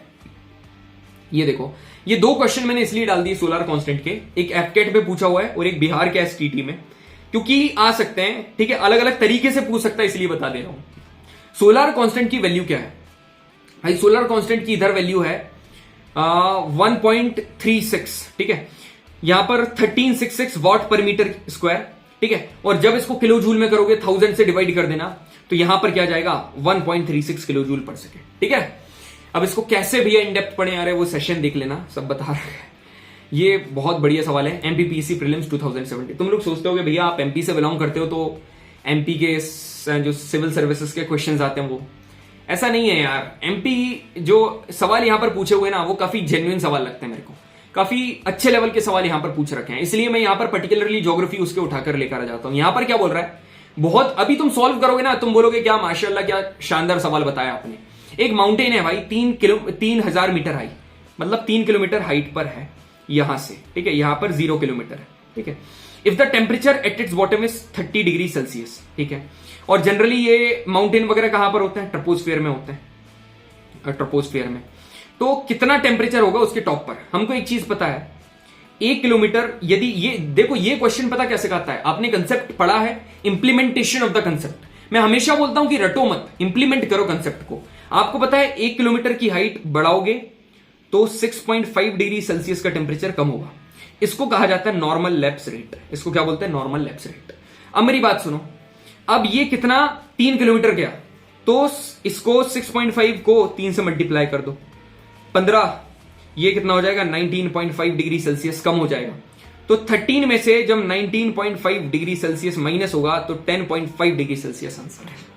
कैसा क्वेश्चन था? बढ़िया था कि नहीं? दिमाग में कर लेना, एकदम बिठा लेना। कमेंट सेक्शन में बताना कैसा लगा question. The earth atmosphere is mainly heated by which one of the following. Earth का भाई इसमें तो सही बता रहा हूं, इसका यदि एक और सवाल में डाल देता ना, बंदे इतने कंफ्यूज हो जाते, इतने कंफ्यूज। देखो मेरी बात ध्यान से सुनो, ये है भाई सन, ठीक है, ये है सन, यहां से रेज आ रही हैं, और ये है अर्थ, ठीक है, ये है अर्थ, और ये है अर्थ का एटमॉस्फेयर, ये है अर्थ का एटमॉस्फेयर। मैं बार बार बोलता हूं अर्थ का एटमॉस्फेयर इज ट्रांसपेरेंट, ठीक है, it is transparent to the incoming solar radiation. मतलब इनकमिंग सोलर रेडिएशन जो आ रही है ना, incoming short wave solar radiation, इनके लिए ट्रांसपेरेंट है, मतलब उनको आने देगा। तो क्या एटमॉस्फेयर, अर्थ का जो एटमॉस्फेयर, मतलब ये क्या इनकमिंग सोलर रेडिएशन की वजह से गर्म होगा? क्या नहीं, ये तो सीधे अंदर चली जाएंगी। अब अर्थ का काम ऐसा है, जितना उसने एब्जॉर्ब करा वो उसको रिलीज करेगा। तो अर्थ ने जो भी एब्जॉर्ब करा उसको रिलीज करेगी। मगर यहां पर क्या है पता, एटमॉस्फेयर में कुछ गैस ऐसी हैं जो कि क्या करेंगी, इस शॉर्ट वेव सोलर रेडिएशन को वापस एटमॉस्फेयर के बाहर नहीं जाने देंगी, वापस अर्थ के सरफेस के अंदर डालेंगी। तो सरफेस पर क्या हुआ, जो इनकमिंग सोलर रेडिएशन है वो लॉन्ग वेव टेरेस्ट्रियल के फॉर्म में चेंज हुई। अब जो एटमॉस्फेयर हीट हुआ है वो लॉन्ग वेव टेरेस्ट्रियल रेडिएशन की वजह से हुआ है। तो अर्थ के सरफेस के बारे में बात करोगे, अर्थ का सरफेस कौन हीट करता है? Incoming solar radiation. एटमॉस्फेयर की बात करोगे तो एटमॉस्फेयर के लिए लॉन्ग वेव टेरेस्ट्रियल रेडिएशन। समझ में आया? दोनों केसेस अलग अलग है। अब यहां पर देखो, ये क्वेश्चन क्या बोल रहा है, the atmosphere receives most of the heat only indirectly from the sun. बिल्कुल, एटमॉस्फेयर जितनी भी हीट लेता है वो इनडायरेक्टली लेता है, सन से इनडायरेक्टली लेगा, मगर अर्थ के सरफेस से डायरेक्टली लेगा। समझ में आया? रेडिएट करके, long wave terrestrial radiation. The conversion from short wave solar radiation to long wave terrestrial radiation, जो कन्वर्जन होता है शॉर्ट वेव से लॉन्ग वेव में वो कहां अर्थ के सरफेस पर ही होता है ना। दोनों की दोनों सही है भाई, दोनों सही है। समझ में आया? बिल्कुल। अब आगे बढ़ते हैं। ये वाला क्वेश्चन देखो भाई, ये दोनों क्वेश्चन तो इतने बढ़िया हैं, क्या बताऊं आपको। सुनो, पहला स्टेटमेंट क्या बोल रही है, दोनों आईएएस के क्वेश्चन है, देखते हैं आपसे बनते हैं कि नहीं। The annual range of temperature is greater in the Pacific ocean than in Atlantic ocean. पहले मैं आपको दो चीज बताऊंगा, है ना। एक है ओशन, ठीक है, और एक है कॉन्टिनेंट, ठीक है, एक है कॉन्टिनेंट। अब मेरी बात ध्यान से सुनो, यहां पर थर्मल डिफरेंस ऐसा आता है कि यहां पर यदि में सनलाइट की रेस पड़ेगी ना, सेम लेटीट्यूड पर दोनों प्रेजेंट है, तो यहां पर जल्दी से कॉन्टिनेंट गर्म हो जाएगा, मतलब कॉन्टिनेंट बहुत जल्दी गर्म हो जाएगा। ऐसा है, लैंड जल्दी से, लैंड हीट्स अप क्विकली, जल्दी से हो जाता है। अब मैं ऐसे कर दूं कि भाई अब दो ओशन है, एक ओशन ये है, एक ओशन इतनी बड़ी है और एक ओशन इतनी बड़ी है, तो जल्दी से गर्म कौन सी होगी भैया? ओशन तो देर में ही गर्म होती है, मगर जो छोटी वाली है ये जल्दी से हो जाएगी। तो जो एनुअल रेंज ऑफ टेम्परेचर है, मतलब किसका रेंज, मतलब किसमें ज्यादा टेम्परेचर होगा भैया? जो छोटी वाली उसमें, तो यहां पर बोल रहा है इट्स ग्रेटर इन पैसिफिक, मगर पैसिफिक तो सबसे बड़ी और इसमें सबसे बड़ा है, इसलिए गलत है, ठीक है, ये गलत है। एटलांटिक में ज्यादा होगा, पैसिफिक में कम होगा, ठीक है। The annual range of temperature is greater in the northern hemisphere than in the southern hemisphere, मतलब ज्यादा टेम्परेचर नॉर्दर्न हेमिस्फीयर में देन इन, बिल्कुल सही है। क्यों भैया, रीजन बताओ मेरे भाई। ये अर्थ है, ये नॉर्दर्न हेमिस्फीयर में लैंड एरिया ज्यादा है ना, खोल कर देख ले, लैंड एरिया ज्यादा मिलेगा और नीचे ओशन ज्यादा है, तो लैंड एरिया ज्यादा तो टेम्परेचर ज्यादा, ओनली 2 इज करेक्ट, ठीक है। ये वाला क्वेश्चन देख, normally the temperature decreases with the increase in height from the earth surface, मतलब नॉर्मली क्या होता है, अर्थ से हाइट बढ़ाओगे तो टेम्परेचर डिक्रीज होगा, ठीक है। ऐसा क्या है, the atmosphere can be heated upward only from the earth surface, बिल्कुल। देखो जो एटमॉस्फेयर है वो हीट किसकी वजह से होता है, अर्थ के सरफेस से हीट जाती है, उसी की वजह से हीट होता है ना, तो मतलब नीचे से ऊपर जाएगा, मतलब जैसे ये अर्थ है, ठीक है, ये अर्थ है, फिर धीरे ऐसे ऊपर ऊपर ऊपर, मतलब फिर ये एटमॉस्फेयर की लेयर ऐसे धीरे धीरे जाएगा ना। There is more moisture in the upper atmosphere, upper atmosphere में मोर मॉइस्चर है क्या, ज्यादा मॉइस्चर है क्या अपर एटमॉस्फेयर में? गलत, ऐसा नहीं। फिर क्या बोल रहा था, air is less dense in the upper atmosphere, air is less dense in the upper atmosphere, मतलब अपर एटमॉस्फेयर में एयर लेस डेंस है, बिल्कुल सही बात है। ज्यादा डेंस कहां पर है, पास में है यार, हवा ज्यादा डेंस खुद समझो, जितने भी डस्ट पार्टिकल वाटर वेपर कहां मिलेंगे, पास में मिलेंगे, और लेस डेंस ऊपर मिलेंगे, तो टेम्परेचर धीरे धीरे करके डिक्रीज होगा, तो 1 and 3 are correct, option number C is correct, ठीक है। यहां पर देखो ये वाला सवाल आईएएस प्रीलिम्स 2013, ठीक है। द एनुअल रेंज ऑफ, मेरे को नहीं लगता कि ऐसा कंटेंट कोई दे रहा होगा, ठीक है, मेरे को बताना कमेंट सेक्शन में, जैसा अपन तो देख बाकी जगह से तुम लोग पढ़ रहे होगे। The annual range of temperature in the interior of the continents is high as compare to coastal area, ठीक है, मतलब जो कॉन्टिनेंट्स का इंटीरियर एरिया है वहां पर टेम्परेचर ज्यादा होगा कोस्टल एरिया, मतलब कोस्टल मतलब जो सी के अराउंड है। ऐसा क्यों है, इसलिए है क्योंकि भाई लैंड एरिया जल्दी से गर्म हो जाता है, पानी वाला एरिया धीरे से होगा। थर्मल डिस्टर्बेंस क्या वेरिएशन है भाई, एल्टीट्यूड का भी कुछ नहीं, ये भी कुछ नहीं, ये भी कुछ नहीं, ओनली 1 इज करेक्ट, ठीक है, ओनली 1 इज करेक्ट। भाई एज मैटर नहीं करती, ठीक है, age does not matter, experiences matter करते हैं, ठीक है, और एक्सपीरियंसेस कभी भी एज से नहीं आते, एज से नहीं आता है। यहां पर क्वेश्चन क्या बोल रहा है, अब ये वाला क्वेश्चन देखो, इतना बढ़िया क्वेश्चन है, तुम लोग बोलोगे UPPSC prelims 2013, the thickness of the atmosphere is maximum above equator. जो एटमॉस्फेयर की थिकनेस है, अपन नॉर्मली बात करेंगे, आपको इक्वेटर पर देखने को ज्यादा मिलेगी। क्यों? क्योंकि यार गर्मी है, पार्टिकल्स दूर चले जाते हैं, ठीक है, ऐसा है, सही है। हाई इंसुलेशन और intense convection current flow over the equator, भाई ज्यादा इंसुलेशन क्या इक्वेटर के पास आती है क्या? कैसी बात कर रहे हो जनाब, जो अर्थ है वो क्या ऐसी है क्या? नहीं ऐसी है, तो इक्वेटर तो नीचे रह गई, यहां आएगी ना। अब ये क्या है, ये ट्रॉपिक्स है, ट्रॉपिक्स पर होगा, तो आर यदि तुम्हारा फॉल्स है तो ए तुम्हारा क्या होगा, true, option number C is correct, ठीक है। यहां पर देखो, which one of the following is the usual unit temperature for air pressure using in India, है ना। एयर प्रेशर की यूनिट क्या है, मिलीबार है, ठीक है। Due to which meteorological factor does the air pressure change, इसमें से कौन सा फैक्टर है, ठीक है, इसमें से कौन सा मीटियोर फैक्टर है जिसकी वजह से एयर का प्रेशर चेंज होता है? तो भाई सीधी बात मैं तुमको बता रहा हूं, जो एटमॉस्फेरिक प्रेशर है ना, उसको घंटा किसी चीज से लेना देना नहीं होता। यदि गलती से ऑप्शन नंबर डी की जगह टेम्परेचर हो जाता ना, तो इसका ऑप्शन ये सही हो जाता, मगर ऑप्शन नंबर डी करेक्ट, क्योंकि ये सिर्फ टेम्परेचर के ऊपर डिपेंड करता है, दैट इज इनवर्सली प्रोपोर्शनल। अब यहां पर क्या बोल रहा है, अगेन एमपीपीएससी का question, which one of the following statement is not true, इसमें से कौन सी स्टेटमेंट है जो कि सही नहीं है? When the temperature of air rises pressure the pressure decreases, मतलब जब टेम्परेचर बढ़ेगा तो प्रेशर कम होगा, ठीक है।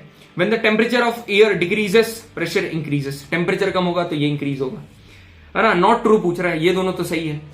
When the air rises the pressure of air increases, ये वाला तुम बताओगे, ठीक है, बढ़िया क्वेश्चन है। When the temperature of air, तुम खुद सोचो, टेम्परेचर जब ऑफ एयर राइजेस, टेम्परेचर बढ़ा तो प्रेशर कम हुआ, टेम्परेचर कम हुआ तो प्रेशर बढ़ा। एक राइजिंग थर्मोमीटर है, वो फॉलिंग बैरोमीटर शो करेगा क्या, बताओ। राइजिंग थर्मोमीटर, प्रेशर बढ़ रहा है, ठीक है, बैरोमीटर कम हो रहा है। जब एयर राइज करेगी, कॉमन सेंस लगाओ, एयर राइज होगी तो प्रेशर ऑफ एयर इंक्रीज होगा या डिक्रीज होगा। अबे अब मैं देख लो यार, ये देखो, कोई भी ये एयर है, ठीक है, ये एयर ऊपर जा रही है, ये एयर इतनी थी, अब ये उड़कर ऊपर गई, ठीक है, तो ये यहां पर क्या होगा, ये हट गया, प्रेशर कम हो गया, तो प्रेशर कम हुआ ना, ये इंक्रीज क्यों लिखा है, डी इज करेक्ट, मतलब इनकरेक्ट, मतलब D option is correct, statement is incorrect. अब यहां पर देखो भाई, हर एक टॉपिक से क्वेश्चन करवा रहा हूं मैं, ठीक है, और जितने लोग भी अभी सेशन में बने हुए हैं ना, 1 सितंबर मतलब इज गोना बी योर्स, मजा आने वाला है तुम लोग। यहां पर देखो, 60 से 65 degree latitude in both the hemisphere have low pressure belt instead of high pressure. Sir तो पहले तो आप प्रेशर बेल्ट ड्रॉ करके बता दो। ये देख भाई, प्रेशर बेल्ट ऐसे होते हैं, ठीक है, ये 0 डिग्री है ना, ये 5 डिग्री, ये 30 वाला, ये 60 वाला, ये 90 वाला, सेम ऐसा है, एक ये एक ये एक ये, है ना, ये 5 वाला, अरे 5 वाला नीचे है, ठीक है, ये 5 वाला, ये 30 वाला, ये 60 वाला और ये 90 वाला। अब मेरी बात ध्यान से सुनना, जो 60 से 65 वाला है ना, 60 से 65 वाला latitude in both the hemisphere have low pressure instead of high pressure. तो इक्वेटर पे लो, यहां हाई, यहां लो, यहां हाई, तो 60 से 65 वाले पर लो है, बिल्कुल सही है। Low pressure area are stable over ocean rather than, भाई ऐसा कुछ नहीं है। जो लो प्रेशर एरिया ना, वो हर जगह, मतलब लैंड पर भी स्टेबल रहता है, ऐसा कुछ नहीं है, हर जगह वो स्टेबल है। तो A is true and R is false, है ना, आर इज फॉल्स। यहां पर देखो, IAS prelims 2007, either of the two belts over the ocean at about 30 to 35 degree north and S latitudes is known as horse latitude। बिल्कुल, जो 30 degree ये जो वाले हैं ना, ये वाले, इनको हॉर्स लेटीट्यूड कहा जाता है। बिल्कुल, इनको हॉर्स लेटीट्यूड बोलते हैं क्या सर? बिल्कुल बोलते हैं। हॉर्स लेटीट्यूड और लो प्रेशर, भाई हाई प्रेशर होता है, लो प्रेशर नहीं होता। Only one is correct, only one, option number A is correct, ठीक है। अब ये वाला क्वेश्चन देखो, एमपीपीएससी प्रीलिम्स 2016, ठीक है। अब यहां पर equatorial low pressure belt mid, है ना, तो तुम तो यहीं से देखो, इक्वेटोरियल लो प्रेशर बेल्ट होगा तो क्या होगा, यदि लो प्रेशर बेल्ट है तो वहां पर टेम्परेचर ज्यादा होगा, टेम्परेचर ज्यादा है तभी तो पार्टिकल्स ऊपर गए, तभी प्रेशर कम हुआ। तो वहां पर क्या, in this area rays of the sun fall mostly perpendicular, यहीं पर रेज परपेंडिकुलर आ रही होंगी। तो ए का 3 देख लो कहां है, ऑप्शन नंबर सी, मतलब बी का 4। तो ये देखो मिड लेटीट्यूड हाई प्रेशर है, मिड लेटीट्यूड मतलब बीच में हाई प्रेशर होता है, क्यों? और ये कहां पर होता है, 25 से 35 डिग्री पर, तुम खुद देखो वहां पर तुमको हाई प्रेशर मिलेगा। सब पोलर लो प्रेशर बेल्ट, सी का यहां पर 1। हाँ, यहां पर क्या होता है, यहां पर जो हवा है वो ऊपर पुश करी जाती है फ्रिक्शन की वजह से, पोलर हाई प्रेशर, डी का 2। यहां पर टेम्परेचर 0 डिग्री से भी नीचे होता है, डी का 2, ठीक है। तो यहां से आप इससे भी समझ सकते हो कि जहां पर टेम्परेचर 0 डिग्री से भी कम है तो वो तो पोलर वाली होगा ना, तो डी का 2। अब यहां पर देखो, consider the following surface winds. ऐसा नहीं है मैंने पीवाई क्यों, देखो मैं कभी भी मैं कभी भी ऐसी वाहियात स्टेटमेंट नहीं बोलता हूं स्टूडेंट को कि भाई तुम्हें बस 2015 तक के ही पीवाई क्यों करना है, कभी भी नहीं बोलता हूं। यदि 2011 का भी एकदम शानदार वाला सवाल मिलता है ना, जिस सवाल में दम है, कंसेप्ट आपके क्लियर करवा रहा है, एग्जीक्यूट करवा रहा है, जो भी चीजें पड़ी है भाई जाकर कर ले, कोई दिक्कत नहीं है, कर ले जाकर, ठीक है। मैंने इसलिए कुछ प्रीवियस क्वेश्चन आपने देखा होगा, सारे प्रीवियस क्वेश्चन मैंने बिल्कुल भी नहीं डाला है, बिल्कुल भी नहीं, सिर्फ वही प्रीवियस क्वेश्चन डाले हैं जो कि है भाई, कि इसके ऊपर लेवल ऐसे जाने वाला नहीं है, ठीक है। तो यहां पर क्या पूछ रहा है, यहां पर कुछ सरफेस विंड का नाम दिया है, doldrums, trade winds, westerlies, polar easterlies.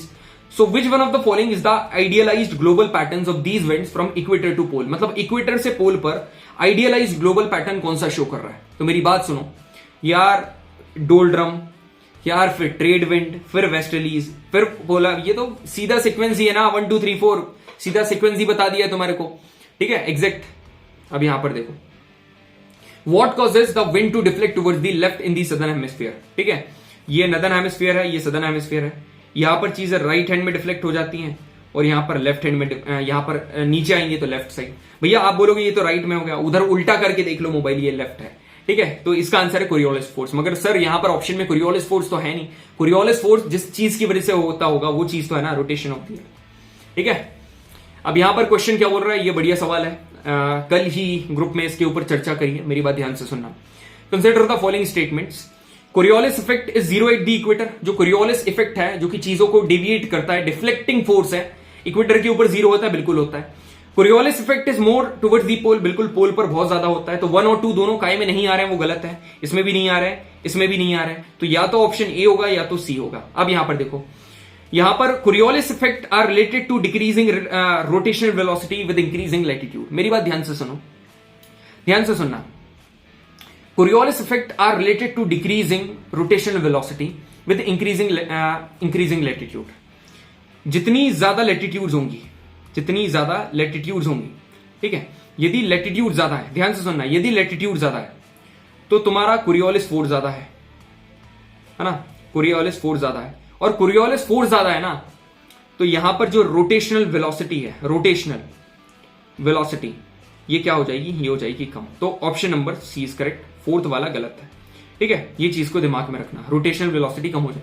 तो आप ऐसा बोल सकते हो, Coriolis force is inversely proportional to the rotation, या rotational velocity is inversely proportional to the Coriolis force with respect to latitude, ठीक है, latitude के रिस्पेक्ट में मगर, ठीक है।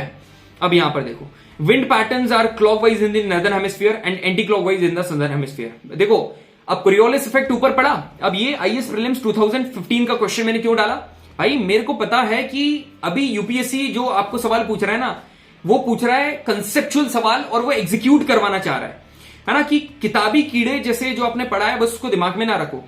देखो क्लॉकवाइज यदि हुआ है ना, ये दोनों आपके हेमिस्फीयर है, ठीक है, यहां पर कोई चीज आई तो वो कैसे ऐसी मूव हो रही है, ऊपर मूव हो रही है, तो ये कौन से राइटवर्ड डायरेक्शन में मूव होगी, ये हो गई, ये हो गई, ये हो गई, ये हो गई, तो ये ऐसा सर्कल बना। तो ये क्या है, नदर्न हेमिस्फीयर में सारी चीजें क्लॉकवाइज डायरेक्शन में जा रही हैं, बिल्कुल। तो wind pattern are clockwise in the northern hemisphere और सदर्न हेमिस्फीयर में एंटी क्लॉकवाइज, बिल्कुल सही है। अब क्या बोल रहा था, direction of wind pattern in the northern hemisphere and southern hemisphere are governed by Coriolis force, बिल्कुल सही है। तो both the statement are correct and R is the correct explanation of it. मजा आया क्वेश्चन में। यहां पर देखो, consider the following statement about the roaring forties. पहली बात तो रोरिंग फोर्टीज कहा जाता है वेस्टर्लीज को, और भाई ये जो वेस्टर्लीज है ना, ये वेस्टर्लीज ज्यादा प्रोमिनेंट कहां पर है, सदर्न हेमिस्फीयर में, और सदर्न हेमिस्फीयर में ही इनको रोरिंग फोर्टीज कहा जाता है सिर्फ। तो ये कहा जा रहा है they blow uninterrupted in the northern and southern hemisphere, northern और सदर्न हेमिस्फीयर में एकदम बिना रुकावट के एकदम ब्लो करती हैं, गलत। सिर्फ सदर्न में, नदर्न में नहीं, तो ये वाली स्टेटमेंट गलत है। They blow with great strength and constancy, बिल्कुल सही बात है, बहुत ताकत के साथ ये लोग ब्लो करती हैं, ठीक है। Their direction is generally from north west to east in the southern hemisphere, बिल्कुल। अरे डायरेक्शन लेना सिखाया था कि नहीं, देखो आखिरी बार बता रहा हूं, सेशन में सब बताया है, ये है, ये है, ये है, ये है, ये है, ये। अब जो वेस्टर्लीज है वो यहां फ्लो करेंगी, ठीक है, यहां पर। अब यहां पर ये है ना, सदर्न का हमको लेना है।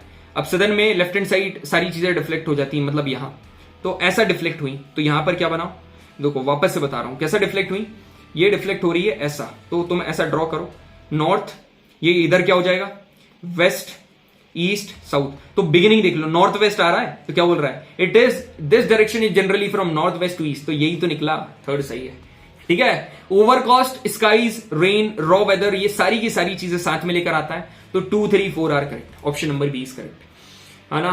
देखो भाई, मैं एक बात तुमने खुद देखी होगी, ठीक है भाई, मैं तो 100% यदि मैंने बोला है तो अब मेरे को ऐसा लग रहा है मैं तो 110% से ज्यादा करवा रहा हूं। तुमसे 50 सवाल का बोला था, करवा कितने रहा हूं, मोर देन 75। पता सही बताऊं ना तुमको, समथिंग 83 to 84 सवाल है, समथिंग ऐसा है ना। अब वो 50 बोलकर कर दिया, नहीं तो क्या करो भाई, मेहनत करवाना है तो कुछ ना कुछ बोलकर करवाना पड़ेगा ना, हमारा काम है करवाना, अब वो तुम्हारा काम है किस तरीके से करना नहीं करना।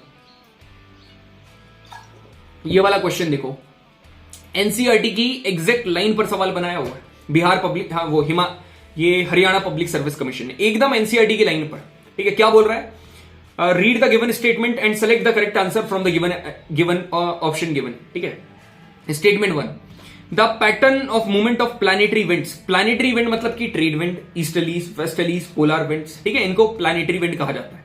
ये एक्चुअली में इनको general circulation of the atmosphere कहा जाता है क्या, हाँ जी बिल्कुल कहा जाता है। स्टेटमेंट 2 क्या बोल रही है, the general circulation of the atmosphere, जो एटमॉस्फेयर का जनरल सर्कुलेशन है, ये जनरली ओशन वाटर का जो सर्कुलेशन है इसको मोशन में सेट करता है क्या, जो ओशन वाटर है इसका सर्कुलेशन होने लगता है कि बिल्कुल होने लगता है। मगर एक बात बताओ, क्या दोनों का, क्या तुमको लग रहा है स्टेटमेंट 2 इसका रीजन है, भाई ऊपर बोल रहा है कि ये इसका जनरल सर्कुलेशन है, क्या नीचे बताई, ये नीचे बोल रहा है कि इसको ओशन वाटर की कहानी बता दी। तो दोनों स्टेटमेंट है सही, both the statements are individually correct, but the statement 2 is not the reason of statement 1, so option number B is correct. ठीक है, यहां पर देख भाई, ये सवाल तो मैंने बनाया खुद ने। Consider the following statement, during the daytime the direction of the wind would be from land to sea. एक बात बताऊं तुमको, 95% टॉपिक्स आपके कवर हो गए हैं फिजिकल ज्योग्राफी के, 95। ठीक है, ये जितने भी मोस्ट एक्सपेक्टेड क्वेश्चन है ना वहां से, ये कोई मूर्ख ही होगा जो ऊपर सेशन छोड़कर भागा होगा। सही बता रहा हूं तुमको, ऑनेस्टली बता रहा हूं। दिन के टाइम पर direction of the wind would be from, सुनो ध्यान से सुनो, दिन के टाइम पर डे का टाइम है, जी सर डे का टाइम है, एक बना लो यहां पर ओशियन, नहीं सीधे लैंड और सी बनाओ ना तुम, क्या दिक्कत है ना। यहां पर लैंड है और यहां पर सी है ना। दिन के टाइम पर गर्म, क्या लैंड जल्दी से गर्म हो जाएगा, प्रेशर कम हो जाएगा। यहां पर कम टेम्परेचर होगा, प्रेशर ज्यादा होगा। हाई विंड हमेशा high pressure to low pressure, मतलब सी टू लैंड, यहां पर लैंड टू सी बोल रहा है, ये गलत है। अब बोल रहा है during the night the wind blow is called sea breeze. अब नाइट के टाइम पर क्या होगा देख लो, नाइट में जस्ट अपोजिट हो जाएगा, नाइट में ये लैंड है और ये सी है। ठीक है, तो अब मेरी बात सुनो, अब लैंड जल्दी से ठंडा हो जाएगा, मतलब टेम्परेचर कम हो जाएगा, मतलब प्रेशर ज्यादा है, पर टेम्परेचर ज्यादा है और प्रेशर कम है। तो हाई प्रेशर से लो प्रेशर मतलब लैंड से सी, तो इसको देखो जहां से जा रही है ना, मतलब लैंड से सी पर जा रही है तो इसको लैंड ब्रीज बोलेंगे। तो यहां पर सी ब्रीज क्यों है, ये भी गलत है। When the breeze approaches valley from the snow covered mountains is called katabatic wind। मैंने तुमको क्या बताया था, यहां पर जब यहां पर वैली से, ठीक है, कोई भी माउंटेन है, ये माउंटेन है और यहां पर नीचे वैली है, यहां पर वैली है, ये माउंटेन से वैली पर जब विंड्स आती है ना, और ये जो माउंटेन है यदि स्नो कवर्ड है तो इनको कहा जाता है कैटावेटिक विंड्स। इनको क्या बोलते हैं, कैटावेटिक विंड्स। तो कितनी स्टेटमेंट करेक्ट है, ओनली 1 स्टेटमेंट आर करेक्ट। ठीक है, अब यहां पर 3 मत लगा दियो, हाउ मेनी पूछा है, विच नहीं पूछा है। ठीक है, अब यहां पर देखो क्वेश्चन, भाई ND1 2024 के जितने भी स्टेटमेंट वाले सवाल हैं सारे बहुत इंपॉर्टेंट है, सारे क्वेश्चन यहां पर अपन आगे देखने वाले हैं। ठीक है, बहुत इंपॉर्टेंट, बढ़िया सवाल है, मजा आता है सॉल्व करने में, और उसमें समझने का ये भी आता है कि जरूरी नहीं है कि सारे ऑप्शन आपको पता हो, जरूरी नहीं है सारी स्टेटमेंट आपको पता हो। जैसे consider the following statement regarding fronts. और एक बात बताऊं, मैंने सिर्फ एक सेशन लिया था क्लाइमेटोलॉजी का, आप नहीं मान रहे हो आप जाकर देख लेना NDA 1 2024 के लिए, और वो सेशन सिर्फ 1 घंटे का भी नहीं था, पूरी क्लाइमेटोलॉजी खत्म करवा दी थी। उससे 4 सवाल, ठीक है, 4 सवाल एग्जैक्ट स्टेटमेंट वाले आए, एग्जैक्ट वही कंटेंट से 4 सवाल आए। यहां पर देखो मैं बताता हूं, the moment of front causes a slow change in weather in the area over which it flows. मतलब फ्रंट कैसे वो बनते हैं, 2 प्रकार की एयर मास है, एक warm air mass, cold air mass. गर्म हवा ठंडी हवा जब मिलती है तो फ्रंट बन जाता है, उनका जो इंटीग्रेशन होता है, इंटरेक्शन होता है, फ्रंट बनता है। फ्रंट जिस भी जगह पर जाएगा ना वहां पर वेदर को चेंज कर देगा, पहली स्टेटमेंट सही है, नोट्स में दी है। Cold front are associated with thunderstorm. क्या कोल्ड फ्रंट थंडरस्टॉर्म से एसोसिएटेड है, थोड़ी देर के लिए साइड में रखो, है ना, हमको नहीं पता, साइड में रखो। वार्म फ्रंट एक वो बाउंड्री है, देखो वार्म फ्रंट पता कैसे बनते हैं, जब कोई वार्म एयर मास अपने ऊपर किसको उठा ले, कोल्ड एयर मास को, मतलब warm air mass cold air mass के ऊपर चले जाए तो तब क्या बनता है, वार्म फ्रंट बनता है। तो warm front is the boundary between advancing of warm air where warm air overriding and rising over a mass of colder air. तो ये भी सही है, मतलब 1 और 3 दोनों सही है, 2 का कंफर्म नहीं है। तो आप देखो 1 और 3 दोनों काय में आ रहा है, इसमें भी आ रहा है, इसमें भी आ रहा है, मतलब सेकंड वाला भी सही है। ठीक है, यहां पर देखो, which one of the following statement regarding cyclones and anti cyclone is correct. In the northern hemisphere cyclones rotate counter clockwise. देखो नॉर्दर्न कैसे याद करवाया था मैंने, नॉर्दर्न हेमिस्फीयर है ना, साइक्लोन की बात चल रही है, उसकी ट्रिक बताई थी, और एंटी क्लॉकवाइज। तो एन से एंटी, एन से नॉर्दर्न, तो एंटी मतलब काउंटर क्लॉकवाइज। तो साइक्लोन नॉर्दर्न हेमिस्फीयर में एंटी क्लॉकवाइज घूमते हैं, मतलब कि काउंटर क्लॉकवाइज, और anti cyclone clockwise. This statement is correct. ठीक है, अब क्या बोल रहा है आखिरी में, सदर्न हेमिस्फीयर ये ऐसा साइक्लोनिक स्पाइरल है जो कि क्लॉकवाइज है। ठीक है, क्लॉकवाइज है because the Coriolis force act to the left. Southern hemisphere में ये क्लॉकवाइज होगा, तुम खुद लगाओ, सदर्न हेमिस्फीयर में ये क्लॉकवाइज होगा। तो सदर्न हेमिस्फीयर, नदन में एंटी क्लॉकवाइज है, नीचे क्या होगा, क्लॉकवाइज। क्यों, क्योंकि कोरियोलिस फोर्स लेफ्ट में लगता है। अब क्यों लेफ्ट में लग रहा है, क्या बिल्कुल लेफ्ट में लग रहा है, ये सही है। यदि ये पेपर में बनाता ना, यहां पर राइट लिख देता, बस सब कुछ सही होता, पूरा सवाल पूरी स्टेटमेंट सब सही होती, बस ये राइट की वजह से गलत हो जाता। अब 1 और हमको सेकंड का कंफर्म नहीं है, 1 और 3 पता है, तो 1 और 3 यहां पर है ना, सेकंड इसमें आ रहा है, तो option number D is correct, मतलब ये भी सही। तो साइक्लोन हमेशा क्लाउडी रेनी वेदर लेकर आते हैं, एंटी साइक्लोन हमारे साथ फेयर वेदर ले। तो मैं यहां पर आपको ये भी सिखाकर चला गया हूं कि क्वेश्चन अप्रोच कैसे करते हैं। अप्रोचिंग द क्वेश्चन भी बहुत बड़ी बात होती है। कई लोग बहुत सारा नॉलेज गैदर करके जाते हैं, मगर इंप्लीमेंट कैसे करना, एग्जाम के साथ डील कैसे करना, वही नहीं पता होता है। यहां पर ये वाला क्वेश्चन देखो, which one of the following statement regarding humidity is correct? It is the ratio regarding humidity. It is the ratio between the actual amount of water present present in the atmosphere and maximum amount of water it can hold at given temperature. बिल्कुल इसी को बोलते हैं, ठीक है। When the relative humidity is high, more water evaporates from skin. भाई एक बात बताओ, जब ह्यूमिडिटी ज्यादा है, मतलब ह्यूमिडिटी ज्यादा है, तुम एक कॉमन सेंस लगाओ, तुम सब छोड़ दो। 9th क्लास में तुमने वो भी छोड़ दो, केमिस्ट्री में मैंने क्या पढ़ाया, फैक्टर्स अफेक्टिंग द इवेपोरेशन पढ़ाया ना। उसमें 4 चीजें हैं, सरफेस एरिया बढ़ा दो, टेम्परेचर बढ़ाओ, विंड स्पीड बढ़ाओ, इवेपोरेशन बढ़ेगा। मगर ह्यूमिडिटी कम करना पड़ेगा तब इवेपोरेशन बढ़ेगा। यहां क्या बोल रहा है, ह्यूमिडिटी ज्यादा होगी तो इवेपोरेशन अच्छा होगा। हट, ऐसा कैसा कब से होने लगा भाई, भले ही कोई किसी भी प्रकार की ह्यूमिडिटी हो। तो सेकंड वाला गलत है, सेकंड वाला इसमें भी आ रहा है, इसमें भी आ रहा है। थर्ड वाला क्या है, higher the air temperature lower the relative humidity, मतलब जितना ज्यादा एयर टेम्परेचर होगा, टेम्परेचर ज्यादा उतनी ही कम ह्यूमिडिटी। सही है क्या ये, टेम्परेचर ज्यादा कर दो उतनी ही कम ह्यूमिडिटी, बिल्कुल सही है, ठीक है। तो 1 और 3 आर करेक्ट, ठीक है। क्या ये सारी चीजें बता रखी, क्या छोटे सब बताया है, ये देख, लुक एट द स्लाइड्स, ये सवाल भी करवा रखे हैं, ये देखो ह्यूमिडिटी, ये तीनों प्रकार की ह्यूमिडिटी, ये सवाल, ठीक है। कंडेंसेशन के कॉजेज, सारी चीजें एकदम कंप्लीट, ठीक है, देख लेना उधर जाकर। अब देखो आगे बढ़ते हैं, यहां पर क्या है, the rain fed and rain shadow area are the characterized by. Rain fed and rain shadow मतलब एक जगह बारिश होगी, एक जगह नहीं होगी, इसको क्या बोलते हैं, इसको बोलते हैं ऑरोग्राफिक रेनफॉल, ठीक है। अब यहां पर इस मैच्ड अप कॉलम देखो तुम लोग, बढ़िया है, एमपीपीएससी प्रीलिम्स, ठीक है। कन्वेक्शनल, ऑरोग्राफिक, भाई ऑरो का मतलब होता है माउंटेन, तो ऑप्शन में कहीं देखना तुम्हारे को माउंटेन दिख रहा है क्या, When a saturated air mass is forced to rise by mountain, बिल्कुल सही बात है। तो एक तरफ बारिश हो जाएगी, विंडवर्ड साइड बारिश हो जाएगी, तो मतलब बी का 4 कहां है, वो बी का 4 देख लो, ये इसमें है भाई सिर्फ, तो option number D is correct. A का 2 मतलब ए का 2 ये कन्वेक्शनल बारिश, मतलब नॉर्मल बारिश, जब एयर गर्म हो जाती है ना उसकी वजह से होती है। सी का 1 मतलब डिप्रेशन की वजह से होता है।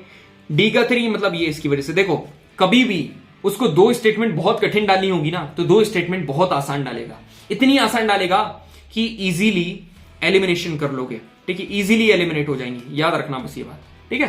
तो टेंशन लेने की जरूरत नहीं है, जस्ट बिलीव इन योरसेल्फ। मेरे से पढ़ा है ना, तो बिल्कुल भी चिंता करने की जरूरत नहीं है। ये क्वेश्चन देखो, clouds are classified on the basis of altitude and their form, बिल्कुल हाइट के बेसिस पर और उनके फॉर्म के बेसिस पर क्लासिफाई करा है। एल्टीट्यूड के बेसिस पर they are classified as high, middle, low cloud, बिल्कुल हाइट के बेसिस पर 3 कैटेगरी है। स्टेटस, निम्बो स्टेट, ये हाई क्लाउड है। सुनो, सब कुछ छोड़ो, पहली बात तो ये जो स्टेटस है ना, ये कभी हाई क्लाउड हो ही नहीं सकता। ये देखो, ये जो स्टेटस है ना, ये कभी हाई क्लाउड होगा ही नहीं। स्टेटस हमेशा लो वाला है, ये देखो ये लो, ठीक है, इसकी हाइट कभी ज्यादा है ही नहीं, ये हमेशा नीचे रहता है। और ये क्या मैंने अभी बताया क्या, ये कब से पढ़ाते आ रहा हूं भाई, 3 बैच हो गए पढ़ाते पढ़ाते, और एनडीए 1 2024 में आ गया, तो ये गलत है। तो 1 और 2 are correct, B is correct, ठीक है। ये देखो, ये क्वेश्चन 2015, इतना बढ़िया सवाल है, क्या बताऊं, इसमें तो ट्रिक भी बताई थी मैंने। क्या बताई थी, 2 चीजें बताई थी। सबसे पहले तो मैंने एक स्टेटस और एक क्यूमुलस। स्ट्रेटा का मतलब होता है लाइन, ठीक है, स्ट्रेटा का मतलब होता है लाइन, मतलब ऐसा, और क्यूमुलस मैंने कैसे बताया था, क्यूमुलस बताया था ऐसा। तो स्ट्रेटस है हॉरिजॉन्टल, मतलब बी का 4, और क्यूमुलस है वर्टिकल, मतलब डी का 3। बी का 4 और डी का 3 ये वाला है, तो option number C is correct, ठीक है। अब ए का 2 सिरस क्या है, सिरस आपका फेदरी क्लाउड है। निम्बस क्या है, रेन गिविंग क्लाउड है, ठीक है। अब यहां पर देखो, which of the following correctly defines the halocline. Halocline क्या होता है, देखो ऐसा है, मतलब एक ऐसी लाइन है जहां से जो सैलिनिटी है ना ओशियन में शार्पली इंक्रीज होने लगती, बहुत खतरनाक तरीके से इंक्रीज होने लगती, ठीक है, इंक्रीज होगी। तो sharply, the line from which sharply increase, option number C is correct, ठीक है। अब consider the following statement, submarine canyons are located in continental slope, बिल्कुल सर कॉन्टिनेंटल स्लोप में प्रेजेंट है। एबिसल प्लेन जो फ्लैट वाला एरिया, डीप सी प्लेन जिसको कहा जाता है, it is covered with fine grain sediments of silt and clay, absolutely fine, ये उससे कवर रहता है। जो कॉन्टिनेंटल शेल्फ है, हाँ जी, उसका जो ग्रेडियंट है, जो उसका स्लोप है, वो बहुत कम होता है, 1 डिग्री से भी कम। सारी की सारी स्टेटमेंट सही है, मतलब एक भी इनकरेक्ट नहीं है, ठीक है। अब यहां पर देखो, the temperature of the water, जो पानी का टेम्परेचर है ना ओशियन में, increases with an increase in depth, क्या टेम्परेचर इंक्रीज होता है? क्या गलत, टेम्परेचर कम होता है डेप्थ की। थर्मोक्लाइन और ऐसी लाइन, थर्मोक्लाइन ऐसी लाइन है जहां से टेम्परेचर शार्पली इंक्रीज होता है, गलत भाई, डिक्रीज होता है, डिक्रीज होता है।